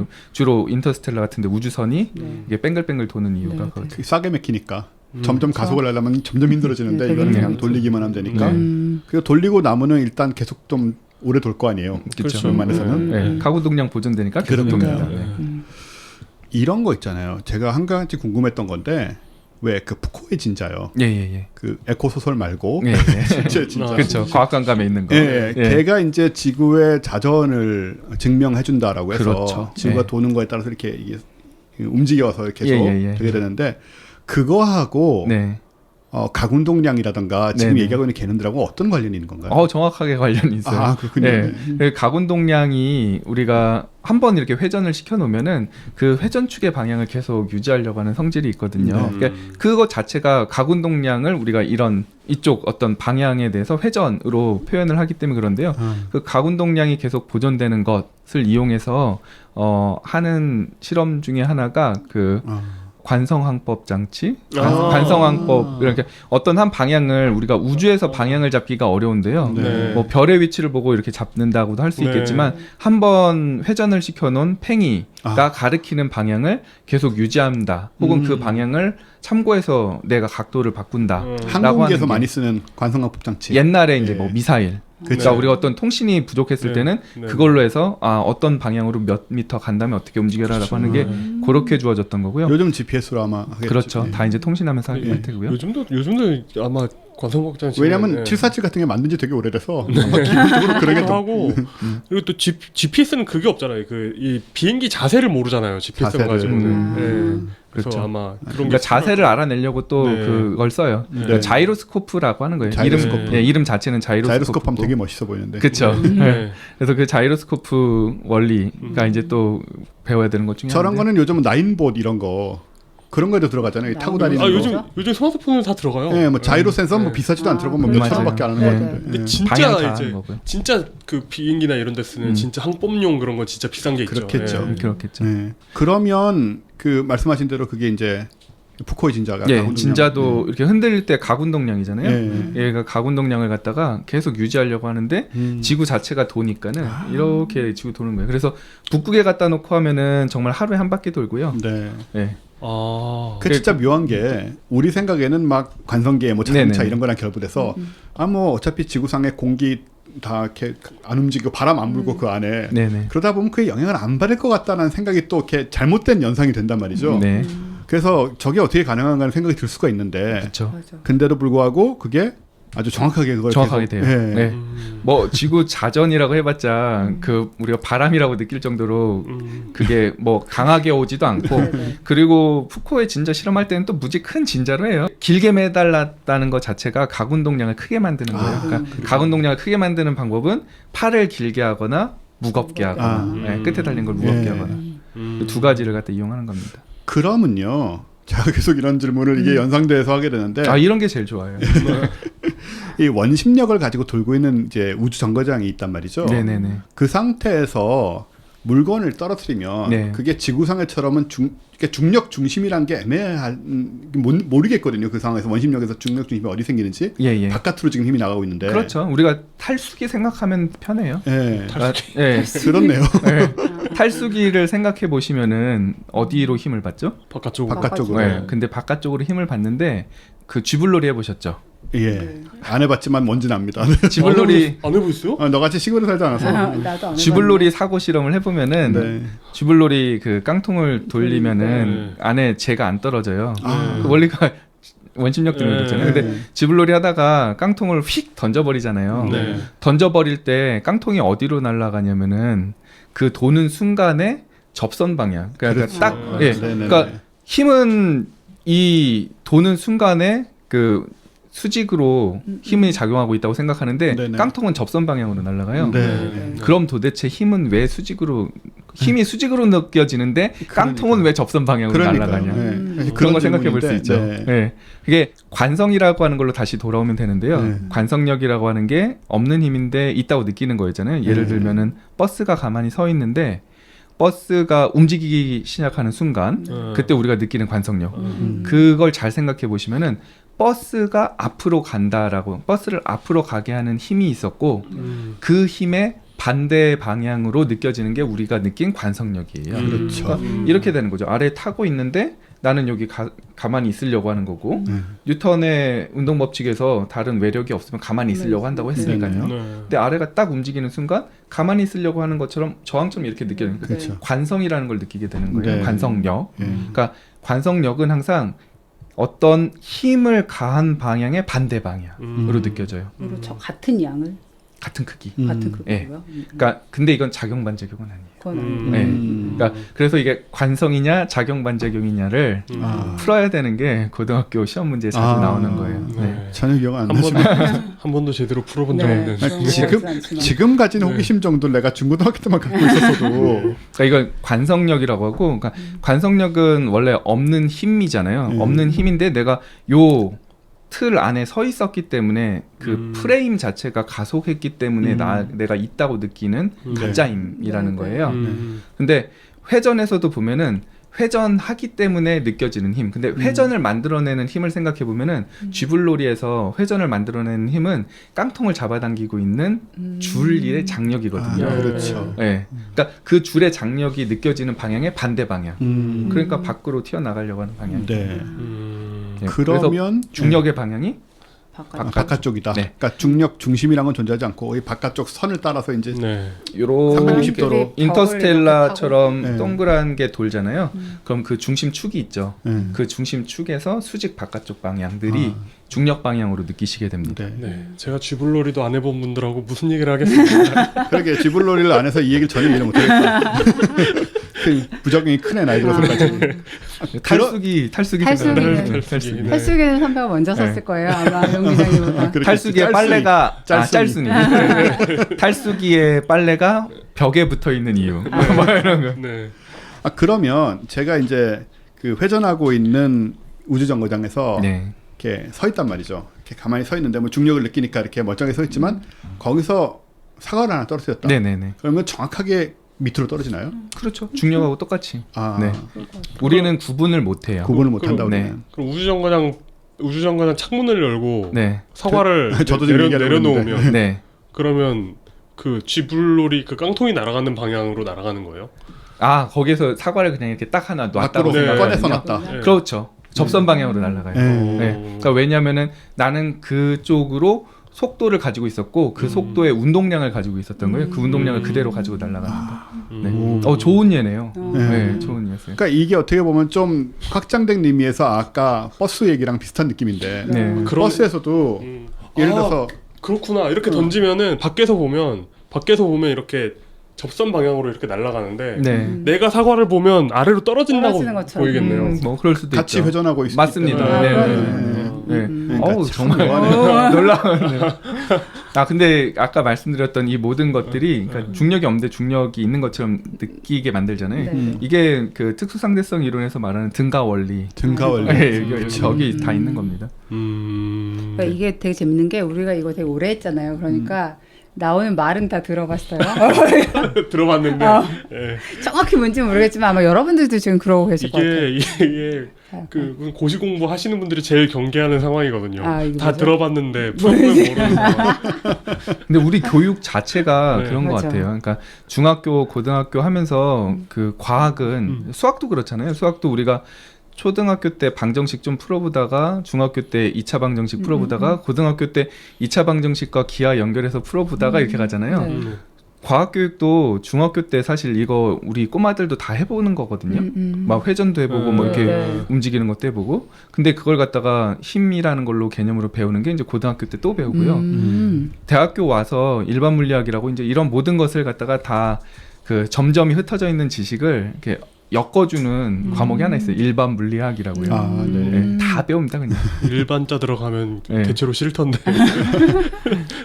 대체로 교양 이제 1학점, 2학점짜리 그런 거지. 맞아. 필수 아니고. 힘들면서 점수는 안 나오고 이런 거. 대학 이공계에서는 기초 필수. 아, 그렇겠죠. 네, 그러니까 일반 물리학 네. 1, 2, 미적분학 1, 2 뭐 이런 식입니다. 저기 계속 이제 그 비슷한 얘기를 제가 드리게 되는데 왜 많은 분들이 우리도 마찬가지고 경험상으로는 차를 이제 타고 가고 있다. 차가 100km로 가고 있다. 그러면 이제 창문을 열고 휴지를 하나 딱 버린단 말이에요. 네, 그러면 휴지가 뒤로 확 날아가잖아요. 그렇죠. 근데 사실은 뒤로 날아가는 게 아니고 그냥 그대로 떨어지잖아요. 얘는. 네, 우리가 앞으로 엄청난 속도로 가기 때문에 그렇게 보이는 것이지. 네. 이거를 제가 차 속의 관성계에서 이 바깥쪽 관성계로 침투해 들어가서 그쪽에 이 휴지를 버렸다고 얘기할 수 있는 건가요? 그게 그냥 만약에 매질의 영향을 안 받았으면은 진공 상태. 네, 진공 상태였으면은 네. 내가 딱 놓는 순간 나랑 같이 운동해요. 그렇겠죠. 창밖에 그대로 보여야 예, 돼요. 예. 근데 매질이 있잖아요. 그러니까 매질 때문에 바람. 공기의 저항이라는 걸 딱 음. 느끼고 그 힘만큼 사실 뒤로 가는 거죠. 네. 그럼 이거는 매질의 문제이지 관성계의 문제라고 말하기는 좀 어려워. 그러니까 매질이 있는 곳에서는 사실 우리가 관성계를 못 만든 거죠. 아, 네. 그렇군요. 똑같은 조심하셔야 돼요. 이렇게 던지면은 뒤로 안 가고 다시 다시 들어와요. 그러니까 매질이 이쪽으로 뒷창문으로. 들어오니까. 네. 그러게. 옛날에 운전할 때 뭐 그런 얘기 한단 말이에요. 휴지를 버리면, 뭐 제가 했던 얘기 아니고 제 친구가 네. 휴지를 바깥에 버리면 뒤에 사람 맞는다. 물론 걔도 빨리 오고 있으니까 그럴 수도 있겠지만. 그렇죠. 예, 근데 그쪽에서 생각하는 거는 분명히 그런 느낌이 아니고 이게 뒤로 날아가는 것 같은 느낌을 받으니까 그런 얘기를 하게 되는데 사실은 날아가는 거는 아니고 휴지로 날아가지 않을까요? 조금은 날아가겠죠. 휴지이니까. 근데 나랑 같이 오진 않지만 네. 기본적으로 내가 가는 속도에서 얘가 뒤로 가는데 힘을 받을 이유가 없죠. 맞아요. 그렇죠. 그러니까요. 점점 멈추죠. 내가 100km로 그렇죠. 가고 있으면 100km로 딱 넣는 순간 저항력을 받아서 점점 멈추는데 그런데 뒤에 사람이 창문 열고 있으면 다시 뒤로 돌아와요. 그렇죠. 들어와요. 네. 보통. 그걸 보통 그러니까 베르누이 원리로 설명하는데요. 그렇죠. 그 변화구의 말이죠. 원리 같은 거. 네, 나오는데. 그러니까 속도가 창문을 열고 달리면은 속도가 바깥쪽 속도가 더 빠르니까는 이쪽으로 미는 양력이 생겨요. 네. 그래서 휘어 다시 들어오죠. 들어옵니다. 그래서 창밖으로 운전하다 담배꽁초 던지지 말라는 네. 게 이 베르누이 법칙에 의해서 돌아와요. 들어오는 네. 일이 예전에 흔했던 흔해요. 거죠. 그러니까요. 네. 자, 이런 것도 다 에어컨이 차에 잘 없던 시절. 그러니까 아빠가 앞에서 이렇게 담배 피우고서는 밖에다 하면 뒤에다 들어가지고 뒤에 이렇게 불나고 딸들 셋이 앉아 있는데 원피스가 타고 막 약간 이랬던 거 생각나네요. 아 진짜요? 네네. 엄마 화내고 막. 실화입니까? 네, 실화입니다. 저희 아빠 그러니까 포니투를 처음 사셨을 때. 네. 이렇듯 물리를 알게 되면 우리가 그 만물의 원리 담배꽁초를 던졌을 때 왜 뒷자리로 들어오고 심지어 뒷차로 들어가느냐를 베르누이 법칙과 함께 이렇게 이해할 수 있다. 이거 되게 도움이 되는데 사실 저희가 뭐 무슨 뭐 GPS나 무슨 뭐 이런 걸 만들거나 무슨 뭐 아주 굉장히 정교한 시계를 뭐 맞춰야 되거나 이런 게 아니기 때문에 대충 우리가 사는데 필요한 물리는 요 선이면 충분하지 않나 이런 느낌이 좀 싸움을 하거나 뭐 짐을 들거나 약간 그렇죠. 뭔가를 옮기려고 네. 할 때 힘을 좀 덜 들게 하는 방법이라거나 그런 게 네. 요 정도 선이면 되는 네. 거 아닌가 이런 생각이 듭니다. 뭐 조금 더 똑똑하게 할 수는 있죠. 뭐 아, 잘 안 따질 때 잘 따지게 하는 네, 방법. 그 얘기 맞아. 그 손승호 교수님이 또 되게 특이한 경력이 하나 있으신데 손승호 교수님 응용 물리학과 그 대학원에 권투선 되게 유명한 권투 선수가 있잖아요. 아, 격투 얘기야? 네. 그래서 권투 선수도 있고 또 그 네. 이종 격투기 좀 이제 종합 격투기 하시는 분도 계시지 않나요? 종합격투기는 그냥 학생들이 즐기면서 배우는 거고요. 물리학 학생들이요? 네, 네. 프로 선수는 김동우 선수라고 네. 실제로 그 챔피언. 아니 권투 프로 챔피언을 하고 그 학교에 응용물리학에 들어갔어요? 아니요. 아니죠. 응용물리학과에서 대학원 생활을 하다가 체육관을 다니기 취미로 체육관 다녔는데 재능을 발견하고 네, 데뷔한 지 1년 만에 프로 챔피언이 됐어요. 아, 그 쉬운 일이 아닌데요. 네네. 그 근데 한국 이제- 챔피언도 진짜 어려워요. 네, 정말. 여기에 약간 어떤 F- 물리에 F- 도움이 있었다는 거죠. 네, F는 MA 펀치 이런 거. 아, 이렇게. 선수는 전혀 동의하지 않겠지만 왜 저기 펀치 날리기 전에 막 그런 거 네. 아니 우리 기술 아까 이름 외치고 하는 거죠. 잠깐 했던 얘기 있잖아요. 그 턱 때리는 얘기. 아, 네, 그렇죠. 그렇죠. 네. 그게 무슨 뭐 관련된다고요? 물리법칙하고? 권투의 물리학 뭐 네. 그런 거 얘기할 때 네. 그냥 주로 나오는 얘기 중에 하나가 타격을 하는 위치가 왜 턱이 되어야 되느냐라고 하는 것이 많이 얘기가 나오는데, 그러니까 권투에서는 다운을 시키는 게 목적이니까 그렇죠. 예, 다운을 시킬 수 있는 방법이 기절시켜야 되는데 그때 뇌가 이제 흔들려야 된다는 거예요. 네네. 근데 뇌를 흔들기 위해서는 어디를 쳐야 될까? 그러니까 머리를 갖다가 위를 치는 방법도 있을 보통 텐데. 턱 친다는 얘기를 많이 하긴 하는데요. 그렇죠. 턱을 치죠. 턱을 치면은 이 머리라고 하는 것이 목에 걸려서 우리가 이렇게 달랑달랑 매달려 있거든요. 네. 근데 턱을 치는 순간 여기 회전축을 중심으로 해갖고 토크가 걸려요. 아. 토크가 걸리면은 굉장히 큰 토크를 주기 위해서는 네. 회전축으로부터 가장 먼 곳에 그렇겠네요. 예, 가장 큰 힘을 주면 되거든요. 그래서 여기를 쳐주게 되면은 뇌가 이제 흔들리게 되고 가장 많이 흔들릴 수 있다. 가장 많이 턱을 흔들릴 쳐주면. 수 있다. 아, 그래서 턱을 치는 거군요. 그렇다고 하는데요. 네. 프로 선수들은 아마 그렇진 않을 거예요. 근데 권투에서 사실 권투든 어떤 격투든 간에 턱 치면은 쓰러진다는 말은 맞는 얘기고 그렇죠. 가군동량을 받아라 이러면서 나의 가군동량을 가군동량 펀치. 부끄러워. 불꽃 가군동량 펀치하고 소리를 지르면서 네. 원래 때리면 기술 이름 말해야 되니까. 그러면 그 밑에 있던 친구가 저게 뭐야 막 이러면 설명해 주는 거죠. 저건 한 경기에 2번밖에 쓸 수 없는 옛날에 나인볼 황제 뭐 이런 만화 있었잖아요. 그런 데서도 보면은 회전을 갖다가 시켜야지 네, 뭔가 필살기가 나옵니다. 뭐 그럴 때 이제 마지막 경기에서 마지막 라운드에서 그 2번 쓸 수 있는 기술을 3번째 쓰면서 마지막을 불사르는 그렇죠. 무리가 오게 되고 팔에 네. 내 가군동량이 손상당했다. 뭐 말도 안 되는 얘기하고 원래 그런 만화 좀 엉터리로 얘기하는 거야. 아, 네. 알겠어요. 나의 과욕이 패배를 불렀다. 너희 이러면서 아, 가군동량에 대한 너의 집착이 네 선수 생활을 끝냈어. 부끄러워 죽을 것 같아 지금. 저 말만 들어도. 죄송합니다. 네. 근데 실제로 저런 이제 링 스포츠 이런 데는 사실 10초 동안 못 일어나게 하면 되는 거기 때문에 아, 그렇죠. 네. 맞아요. 죽일 필요도 없는 것이고. 네, 살짝 약간 그렇죠. 어지럽거나 좀 기절 상태 이렇게 네. 만들면 되지 근데 않나? 저렇게 이제 턱이나 저런 걸 맞은 선수들이 어떤 상황이 되냐면 기절하는 경우도 있지만 쓰러진 다음에 정신은 안 잃는데 못 일어나요 진짜로. 못 일어나고 일어나다가 이제 다리가 계속 풀려가지고 계속 넘어지고 네. 또 넘어지고 일어나다 또 넘어지고 이런 현상들을 겪거든요. 그래서 이제 그렇게 되는 거는 턱을 맞는 경우밖에 없는 것 같더라고요. 아, 그런 거 있잖아요. 왜 이렇게 그 빨간 점으로 찍어서 급소 이렇게 혀를 아, 짚어줘. 그죠? 혈 같은 거 이렇게. 점혈 그럼 시원해지나 그냥? 그러면은 손가락 힘이 엄청 세질 거야 일단. 근데 이렇게 그 격투라는 게 그런 해부학과 관련된 거면 외계인을 만났을 때 안 되지. 관절기 안 통하고. 그렇죠. 우리가 가지고 있던 격투 기술은 그러면 상당 부분 무용지물이 되겠네요. 제가 이론 격투가로서 하는 얘기인데 네. 저도 물론 외계인과 관련된 어떤 뭐 이론은 세워본 적이 없으나 외계인과의 격투 이건 전문 분야 되시겠는데요?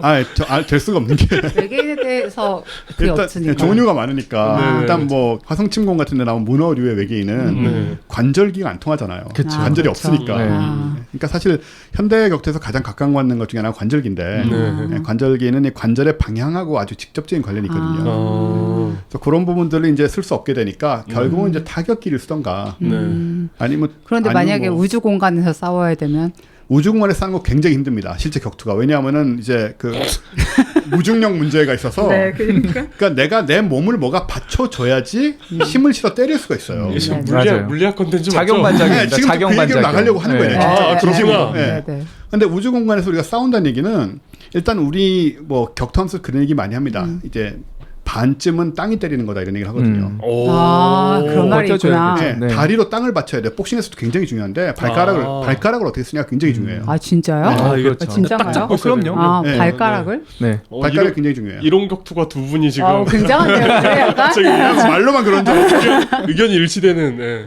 그래서 땅을 딱 받치고 이제 네. 땅에서부터 발에서부터 오는 회전력, 그 받침에서 오는 회전력을 가지고 몸을 움직여 가지고 펀치를 뭐 스트레이트 같은 거 대표적인 케이스인데 네. 쳐야 되는 건데 무중력 상태에서는 이걸 받치기 어려운 거예요. 그렇죠. 네. 그러니까 뭐 물론 뭐 우주선 벽 안쪽에서 어떻게 좀 할 수는 있겠지만 기본적으로 내 몸에 무게가 없으니까 그만한 받침이 작용을 안 하는 거죠, 힘이. 진짜 말 그대로 이 주먹을 날리는 것과 같은 힘으로 내 몸이 뒤로 밀리게 되는. 그렇죠. 네. 예, 맞는 순간 저쪽에 네, 충격이 네, 안 가고 둘 다 똑같이 밀리는 거예요. 그냥. 맞아요. 저게 이제 작용 반작용의 법칙. 정확합니다. 예. 네. 그러면 예를 들어서 우주에서 총을 쏘잖아요. 네. 제가. 음. 그러면은 저는 어쨌든 총알보다는 훨씬 무거우니까 뭐 뒤로 살짝 밀리던지 느리게 안 밀리던지 날아가요. 하겠죠. 네. 느리게 날아가겠죠. 느리게 계속 날아가요. 살짝 밀리는 게 아니고 예, 느리게 느리게 계속 날아가요. 무한히 네. 아, 영원히 총알은 그렇죠. 총알도 아니요. 날아가고 총알은 더 빠르게 네. 날아가고. 맞아. 그러면 예를 들어 제가 선배를 향해서 총을 쏘면 네. 선배가 죽나요? 죽죠. 그럼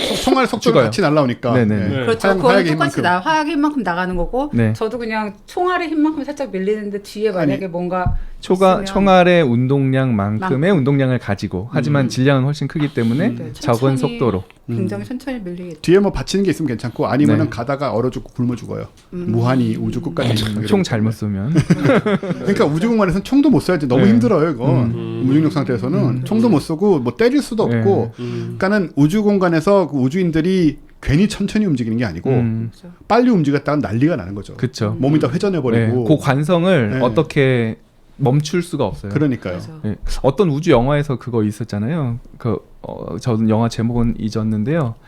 혼자 우주선에 타고 있었어요. 네. 근데 혼자 그거 고치고 다 해야 되는데 나가서 우주선을 고치다가 자기가 그 우주선으로부터 이렇게 떨어진 거예요. 근데 빨리 거기로 다가가지 않으면은 그래비티. 그래비티. 그래비티는 근데 달라요. 여기서 이제 끔찍한 그래요? 게 나오는데요. 네. 근데 이 우주 비행사가 여기로 가기 위해서는 이제 똑똑하니까 자기가 던지는. 뭔가를 던져야 네. 돼요. 뭔가를 던져서 이쪽으로 가는 반작용을 만들어야 되는데 다 던져서 이제 없는 거예요. 그래서 제일 마지막 선택한 방법이 굉장히 강력한 끈으로 팔을 묶어요. 그런 다음에 여기를 찢어서 동사시켜서 부러뜨려서 팔을 던져요. 저렇게라도 살아야 되는 무슨 거니까. 영화 있었는데? 나는 이거 네. 처음 듣는 영화인데. 나는 모르겠다. 그래서 거기에 딱 도착해서 마지막에는 결국은 살았는데 예. 그래가지고 다리 팔이 쑥 자라나는. 그거 아니죠. 이거야말로 무슨 뭐 팔을 주고 뭐 생명을 얻는다는 아 이거 거네. 진짜 그거네요. 네. 근데 이런 무슨 72시간 뭐 이런 것도 있고 사실. 그러니까요. 그런 유의 영화들이 좀 있네요. 예. 그래서 진짜 저런 일이 만약에 내가 내 손으로 팔을 끊어야지 살 수 있는 상황이 된다고 해서 팔을 네. 끊을 수가 있나 일단 사람이? 아무나 할 수 있는 게 아, 아니지. 맞아요. 나는 못할 것 매드맥스 같아. 1에 나오는 그. 아유, 그냥 빠르게 자살하지 않을까요? 차라리 그게 편할 것 같아요. 뭐 아니 생명은 소중합니다. 이거 참. 아 정말 근데 결정을 거기서 내릴 때 네. 고통을 길게 느낄까 막 그런 고민을 할 것 같아요. 그러게. 그러다가 잘리다가 제대로 잘리지도 않고 근데 그 우주에서 던지기도 못하게 되고 아프기만 하다가 죽으면 어떡해. 근데 맞아요. 우주에서 그냥 둥둥 떠다니는 거는 그렇게 괴롭진 않잖아. 이걸 꼭 상상하고 있다. 산소가 점점 떨어질 거고요. 아, 떠다니기 전까지 죽는 게 힘든 거지. 네. 아 그게 아니라 산소가 그냥 떨어지면 약간 환각 같은 거 보면서 그냥 죽을걸요? 아 그렇겠네. 나 그렇게 나쁠 것 같아. 사고 실험을 하고 있네요 우리가. 아 그런데 제가 이거 자주 한 얘기인데 그 에드 아스트라에 보면 거기서 이제 사람들이 꽤 많이 싸우거든요. 그러면 무조건 붙잡아가지고 벽 쪽으로 몰고 가더라고요. 싸우려면 몸싸움은 일단 무조건 그렇게 하긴 네. 하더라고요. 그리고 말 나온 김에 격투와 관련된 작용 반작용 얘기를 좀 더 하자면 네. 작용 반장 사실 이야기를 격투하고 작용 반작용은 정말 밀접한 관련이 있거든요. 그렇습니다. 네. 체중이 무거운 사람이 왜 유리한가? 이거예요. 체중이 무거운 사람이 특별히 뭐 펀치가 특별히 빠를 이유도 없고 그렇잖아요. 뭐 작은 사람이 기술도 훨씬 좋을 수도 있고 그런데 물론 주먹이 빠르면 유리하긴 합니다만은 역시 뭐 힘의 법칙 자체가 거기에 포함되어 있으니까. 근데 몸이 크면 무게가 나가면 그게 뭐 다 살이라 한들 무게가 나가면 서로 때렸을 때 어쨌든 간에 저쪽이 훨씬 더 큰 반작용의 힘을 받게 되는 거죠. 때린 사람이. 이 무게가 무거운 사람은 자기 자리를 딱 지키고 서 있을 수가 있는 반면에 물론 뭐 아주 뭐 급소를 맞으면 모르겠지만 일반적으로 얘기를 하자면 자기 자리를 지키고 이제 서 있을 수 있는 반면에 때린 사람이 오히려 뒤로 밀리는 상황도 실제로 벌어지거든요. 체급 차이가 많이 나면. 그게 이제 체중이 큰 사람이 결정적으로 유리할 수밖에 없어요. 그런 상황들이. 그래서 길거리 싸움에서는 오히려 큰 상관이 없어요. 아 그래요? 왜냐하면 길거리 싸움에서는 그거를 상쇄할 수 있는 별별 변칙을 다 쓸 수가 있거든요. 너무 많죠. 기습. 낭심차기, 기습. 네, 각종 기습, 낭심차기, 그리고 권투 같은 경우에는 특히 뭐 복싱이나 이런 데서 이 입식 타격에서는 뭐 다리를 걸어서 넘어뜨리거나 이런 거는 하기 힘들잖아요. 네네. 근데 뭐 길거리 싸움에서 그런 것도 할 수 있으니까 상쇄할 수 있는 여러 가지 방법이 있지만 권투라든가 뭐 킥복싱 같은 입식 타격에서는 답이 안 나오죠. 그런 차이가 그래서 진짜 전문가 같네요. 그래서 저기 체급이 한 체급 두 체급만 차이가 체중 나도 차이만 나도. 네, 체중 차이가 그 정도만 나도 사실은 게임을 할 수가 없어요. 네. 상대가 안 돼요. 그래요? 네, 아예 안 돼요. 그래서 경기 전에 정말 최고로 올리죠. 딱 그 경기에 딱 맞춰서 잠깐 내렸다가 그렇죠. 개체량 할 때만 내리고 다시 올린다고 하더라고요. 개체량 할 때 진짜 선수들 어마어마하잖아요. 네, 물도 그럼요. 안 마시고 아무것도 안 막. 네. 저것도 모르는 분들이 많은데 격투기 좋아하는 분들 다 아시겠지만 개체량 할 때까지 이제 엄청나게 감량시키고 그다음에 물도 안 먹고 해서 이제 맞추면은 그 다음부터 경기할 때까지는 그걸 다시 되돌리는 게 관건이거든요. 그러니까 하루에 미친 듯이 막 먹는다고 하더라고요. 2kg, 3kg씩 2kg 찐다고. 거의 6, 7kg도 치워요. 하루에? 예, 뭐 물부터 시작해서 먹고 아. 막 그래가지고 상하지 않을 정도로만 속이. 그래서 돌아오는 걸 보면은 한두 체급 올라와 있다고요, 막. 아, 그 상태로 싸우는 거죠. 그것 때문에 다 감량을 할 수밖에 없는 거예요. 왜냐면 나만 안 하면 나는 똑같은 몸무게로 나가게 되고 얘는 6kg, 5kg 도로 쪄가지고 나오고 있고 체급이 달라져 버려 요 경기장에서는. 그렇구나. 네. 와, 재밌네요. 이게 과학 팟캐스트인지 뭔지 모르겠지만 아무튼 재밌네요. 내가 만약에 80kg면 네. 내가 어떻게든 체중을 줄여가지고 60kg대로 만들어가지고 개체령 통과한 다음에 80kg 돌아가는 거죠. 원래대로 돌아가요. 뭐 이를테면 내가 그걸 안 하는데 저쪽은 하고 있거든. 그럼 나중에는 체급 차이가 엄청나게 나서 굉장히 불리해지는 거예요. 제가 또 궁금한 거, 이거는 정말 상관 있는 건지 모르겠는데 예를 들어 역도 같은 거요. 네. 그거는 왜 체중이 많이 나가면 유리한 거예요?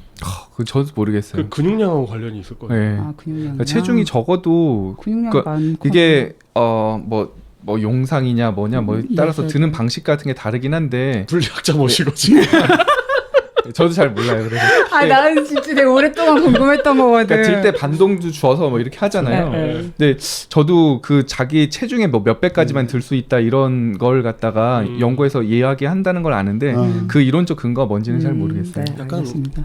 안 흔들리지 않을까요? 저도 잘은 무거운 걸 모르는데 이렇게, 그것 예. 중에 하나 그게 이 중에 하나래요. 그러니까는 그러니까 키가 좀 작아야 되고 몸무게가 받쳐줘야지 이걸 네. 들어 올렸을 때 중심이 잡히는 거죠. 몸무게 가벼워지면 위에가 너무 상대적으로 무거워지는 거죠. 그러니까 중심이 전체 이 역기하고 나를 합친 중심이 너무 위로 올라가죠. 그럼 무게 이제 서 중심. 있을 수 무게 네. 중심이 서 있을 수가 없게 되는 거예요. 그게 그- 이유 중에 하나라는데 네. 뭐 다른 것도 많이 있겠죠. 그건 맞을 것 같아요. 네. 네. 그래서 이런 격투가 두 분을 모시고 작용 반작용 얘기로 다시 지금. 돌아가면 무중력의 격투에 대해서 이제 정말로 이제 주먹질을 할 때 네. 서로 간에 현실에서는 내가 때린 만큼 내가 밀려나고 이러진 않잖아요. 정말 링에서 싸우는 이런 시츄에이션에서. 서로 충격량을 주고 받는 건 같습니다. 예. 예, 같은데요. 근데 그거로부터 나타나는 반응 같은 건 다른 거죠. 데미지라든가 예. 어디를 맞느냐 예. 뭐 이런 차이. 예. 그게 이제 뭐 예를 들어서 여성의 하이힐 같은 걸로 콱 맞았다고 생각해 보면 뭐 머리가 뚫릴 수도 있는 그렇죠. 거잖아요. 혹은 그러니까 칼. 그렇죠. 뭐 굉장히 날카로운 거. 하이힐로 밟히기만 해도 그 면적 맞습니다. 코끼리랑 예. 같다고 하더라고요. 그러니까 우리가 주고받은 그 운동량, 그러니까 그걸 충격량으로 계산하는데 충격량은 같고요. 근데 그 충격량으로부터 어떤 곳에 집중됐던 압력 이런 크기가 우리 통증으로 느껴지거든요. 그러니까 그렇죠. 그 통증은 느끼는 건 또 다른 거죠. 예. 네. 그러니까 이런 넙덕한 걸로 맞는 거 하고 네네. 뾰족한 걸로 맞는 거 하고 네네. 뭐 차이가 날 수밖에 없는 네. 상황인데 그리고 어디를 가느냐에 따라서 그게 이제 뭐 회전으로 나타날 수도 네. 있고 아. 그냥 회전이 아닌 사람도 있고 그런 거니까요. 진짜 뭐 혼자서 킬킬킬킬 계속 웃고 있어. 아니요. 이게 이론 격투기. 이론 이게 격투 참- 원래 고전 역학 시간이었는 줄 알았는데 과학 커뮤니케이터와 물리학자 간의 이론 격투 대련을 보고 있는 거라니까. 이거 근데 언제 유튜브 콘텐츠 한번 할까? 그러니까 이소룡이나 약간 유명한 싸움하는 사람들 이렇게 비디오 보면서 두 하긴 분이 쌍절곤 돌리는 거를 보면서 네, 뭔가 약간 이렇게 설명하는 거 그런 거? 쌍절곤 돌리는 거 원심력하고 가군동력하고 뭐 얼마든지 얘기할 수 있겠네. 왜 이렇게 막 쌍절곤을 돌리는데 이 쌍절곤이 그 이소룡 씨의 몸에 여러 번 닿잖아요. 닿죠. 근데 왜 저건 데미지가 안 되고 적에게 맞는 것만 데미지가 되느냐? 세게 안 닿으니 그렇겠지 뭐. 쌍절곤에 대해서는 나도 원리를 좀 알고 있긴 해요. 네. 실제로 아주 유용한 무기는 아니에요, 쌍절곤이. 그 상식적으로 그렇지 않겠어요? 쌍절곤이 제가 알기로는 오키나와에서 발명된 무기라고 알고 있어요. 아, 나도 진짜? 일본이에요? 네. 아. 그러니까 일본이 아니에요. 왜냐면 아 그- 오키나와. 예, 그 뭐지? 중간 그 거기 어디입니까? 오키나와 지배했던 데가 어디죠? 사츠마에서 이제 오키나와를 지배하면서 얘네가 반란 못 일으키게 쇠를 다 걷어가지고 맞아, 무기를 못 쓰게 했죠. 그래서 남은 게 이렇게 막대기에다가 최소한의 철을 써가지고 아. 왜냐면 자기들끼리 싸울 일이 있으니까 네. 예, 그랬다고 하더라고요. 가라테도 저렇게 생긴 것이고 원래 음. 맨손 무술이니까 공수란 말이잖아요, 원래. 네. 아 그렇구나. 공수. 아 가라테. 그게 원래 중국의 당수가 그 당나라 당자거든. 그 손을 쓰는 당수가 이제 그 들어와가지고 그게 이름이 바뀌면서 공수. 아, 예. 네. 빈. 게임 오락에선 철권, 그게 이제 철처럼 강해지면 이제 철권이 되는 것이고. 네. 철사장 몇 번 하고. 이것도 좀 엉뚱한 얘기일 수도 있는데요. 둘이 격투를 하면서 이제 주먹을 주고받는단 말이죠. 어쨌든 그쵸. 자경반적이 일어나게 되는데 예. 그때 이제 현실에서는 저쪽이나 뭐 저나 둘 다 땅에 발을 대고 있는 상태일 거 아니겠어요, 대부분요. 그렇죠. 그럼 땅을 발을 대고 있는 상태에서 서로 때린다에서 제가 받고 있는 중력과 제가 땅과 갖고 있는 마찰력과 그리고 서로 때리면서 생기는 이 작용 반작용과 이것들이 다 연관돼서 작용을 하겠죠. 그렇죠. 네. 그러면 계산을 할 수 있을까요? 맘먹고 하면? 뭐 상황을 몇 가지 하면은 계산할 네. 수 있어요. 아. 예전에 김범준 교수님께서 그거 계산하신 적 있잖아요. 뭐 사람의 몸무게랑 체형이 어떻게 됐을 때 앞으로 넘어지는지 안 넘어지는지 그런 거 계산한 적 있는데요. 뭐 그런 거 하는 것처럼 하면 돼요. 그래서 그 특히 이제 체육학에서 이런 어떤 격투기 같은 거 연구하시는 분들이 그런 식으로 해서 최종적으로 전달되는 힘의 크기가 얼마나 될 것인지 그 힘을 크게 하려고 하면은 처음 모션이 어떻게 돼야 되는지 그러니까 말씀하신 것처럼 여기 땅을 디딘 발에서부터 여기 끝에 이제 주먹이 갈 때 몸을 이렇게 흔들어주면 몸이 움직였었던 각운동량까지 전부 다 그 운동량으로 바꿔서 내가 여기다 전달을 하는 거거든요. 그럼 굉장히 큰 그러니까 소위 몸무게를 실른다라고 하는 게 그런 거 원리라고 생각합니다. 이 무술의 세계. 네, 이게 재밌네요. 근데 네, 격투기 이게- 진짜 과학 나올 게 많아요. 이거 진짜 한번 하자. 언제 한번 준비해서 하면 좋을 것 근데 같아요. 이렇게 얘기를 들어보니까 이게 무술이라는 게 결국 아까도 이야기했지만 물리학? 물리학과 해부학의 만남인 거잖아요. 정확하게 말하면 현대 격투가 그렇다고 얘기를 하죠. 네. 왜냐하면 그러니까- 무술이란 것은 오염이 많이 됐어요. 오염이 많이 했다는 진짜로. 무슨 말이야? 그러니까 그게 무슨 뭐 호랑이권, 당랑권 뭐 이런 거 있잖아요. 네. 그러니까 이런 것들이 네. 어떤 바닥 상태에서는 도움이 될 수 있지만 이게 어떤 현대 격투에도 의미가 있느냐 약간 이런 생각이 없죠. 드는데요. 없습니다 전혀. 그러니까 아, 그런가요? 저게 이제 소위 형이라고 말하는 건데 우리가 음. 형이라고 말하는 건데 저 형이란 것은 아까 얘기했던 무슨 뭐 해부학이라든가 물리학에서 비롯된 부분이 처음에 있었을지 모르지만 네. 형 자체를 추구하게 되면서 그게 다 이제 사라져 버린 거죠. 그러니까 싸움을 하다 갑자기 사막이 흉내를 낸다고 그게 무슨 도움이 되겠어? 대표적인 케이스가 뭐냐면 방금 얘기하신 이제 저런 힘쓰는 좀 법이 나왔잖아요. 받침에서부터 이렇게 아주 몸을 이렇게 네. 앞으로 뻗으면 그 가군동량까지 포함이 된다. 근데 정말 정반대되는 주먹 쓰는 법이 뭐냐면 정권 찌르기란 말이에요. 아, 태권도 정권 찌르기는 물론 그것도 상황에 따라서 유리할 수 있지만 유리하죠. 정권 찌르기의 기본 동작은 기마 자세가 돼요. 기마 자세가 된다는 얘기는 다리를 양쪽으로 벌리니까 안정돼 보이지만 앞뒤로의 충격이 어마어마하게 약하죠. 아, 그러게요. 아주 쉽게 넘어질 수 있어요. 앞으로 뒤로도. 네. 그리고 주먹만 뻗잖아요. 기본적으로. 네, 네. 팔도 잘 안 내밀어요. 사실은. 네. 어깨를 내밀면 안 되죠. 어깨를 내밀면 안 돼요. 주먹만 뻗기 때문에 여기서 쓸 수 있는 힘의 굉장히 많은 부분을 못 쓰게 돼요. 아, 왜 그걸 해요, 그러면? 전통이니까. 아, 진짜? 왜냐면 태권도 자체가 사실 주먹을 안 쓰잖아요. 잘. 아, 발만 중요한 거야? 네, 그렇습니다. 그래서 근데 그래도 혹시 그런 그 말씀하신 그 형 같은 거 중에 이제 술 좋아하시는 분들은 취권 정도 배워놓으시면 좋지 않을까요? 저기 축권 영화 혹시 철들어서 본 적 있어요? 철 들어서는 본 적이 네, 없는데. 한번 기회 있으면 보시면요. 네. 그 어떤 동작도 싸움에 쓸 수 없다는 거예요. 그냥 뭐 뒤로 이렇게 해가지고 툭 치고 그러는데 그럼 발 툭 하면 다 넘어지는 거고 그다음에 이렇게 찍어버리면 돼요. 네, 알겠습니다. 유술이 된 건가요? 그거를 진짜로 하면 좋을 것 같은데 이런 약간 얘기? 영화를 보면서 네. 이게 왜 되는지 안 되는지를 이렇게 두분하고 경공술 이런 거 안 되고요. 그렇습니다. 취객이 취권이 되면 좋잖아요. 아, 이제 그 집착을 보여. 취객은 그냥 두들겨 맞을 뿐이야. 네, 음주는 싸움의 최악의 적입니다. 네, 알겠습니다. 네. 근데 뭐 이런 얘기들을 뭐 보면은 여기저기 방송에서도 하고 뭐 책도 나왔겠지만 뭐 맞아요. 우리가 한번 뭐 재밌게 해보는 것도 나쁠 건 없겠다 생각해 보면 네. 아 저는 이거 전공도 아니고 연구를 한 것도 아닌데 공부를 해와서 해야 되겠군요. 네. 자, 뭐 요 얘기 더 남은 얘기 뭐 할까? 에너지 원운동 네. 이런 얘기. 근데 우리 원운동이 사실은 가속도 운동이라고 하잖아요. 네. 그건 왜 그런 거죠? 설명드렸던 것처럼 네. 그러니까 우리가 물체의 움직임을 표현하는 그러니까 속도라고 하는 게 벡터거든요. 아. 근데 원운동이라고 하면 우리가 등속 원운동 이런 말을 해요. 네네. 그러니까 속력은 일정한 원운동을 만드는데요. 네. 네, 속력은 그러니까 속도의 크기는 일정하지만 속도의 방향이 계속 바뀌어요. 그렇죠. 예, 원운동 하는 동안 계속 바뀌잖아요. 네. 그래서 원운동 자체가 가속도가 있는 운동입니다. 그 가속도는 속도의 방향을 계속 이렇게 바꿔주는 힘이잖아요. 네. 그러니까 이 속도의 방향을 이렇게 바꿔주려면은 옆에서 이렇게 당겨줘야 될 힘이 거잖아요. 그렇죠. 그 힘이 바로 구심력. 예, 그게 뭐 줄이 됐든 뭐가 됐든 예, 간에. 그러니까 우리가 뭐 어떤 장력을 갖다가 가해주면은 그게 이제 이 원의 어떤 중심을 향하게 하는 힘, 그러니까 장력 같은 거, 구심력을 주면 그 구심력이 계속 바꿔주는 거예요. 근데 그 구심력의 가짜 힘, 그러니까 관성력에 해당하는 게 원심력인 거고요. 우리는 그 안에 타고 있으면 원심력을 느낄 거고요. 그 물체에는 우리가 계속 구심력을 가하는 거고요. 근데 구심력을 가하는 줄이 있었잖아요, 이번에는. 근데 자동차가 커브를 틀 때 원심력 느끼죠. 느끼죠. 자동차가 커브를 틀 때 구심력은 뭘까요? 그 조향 장치.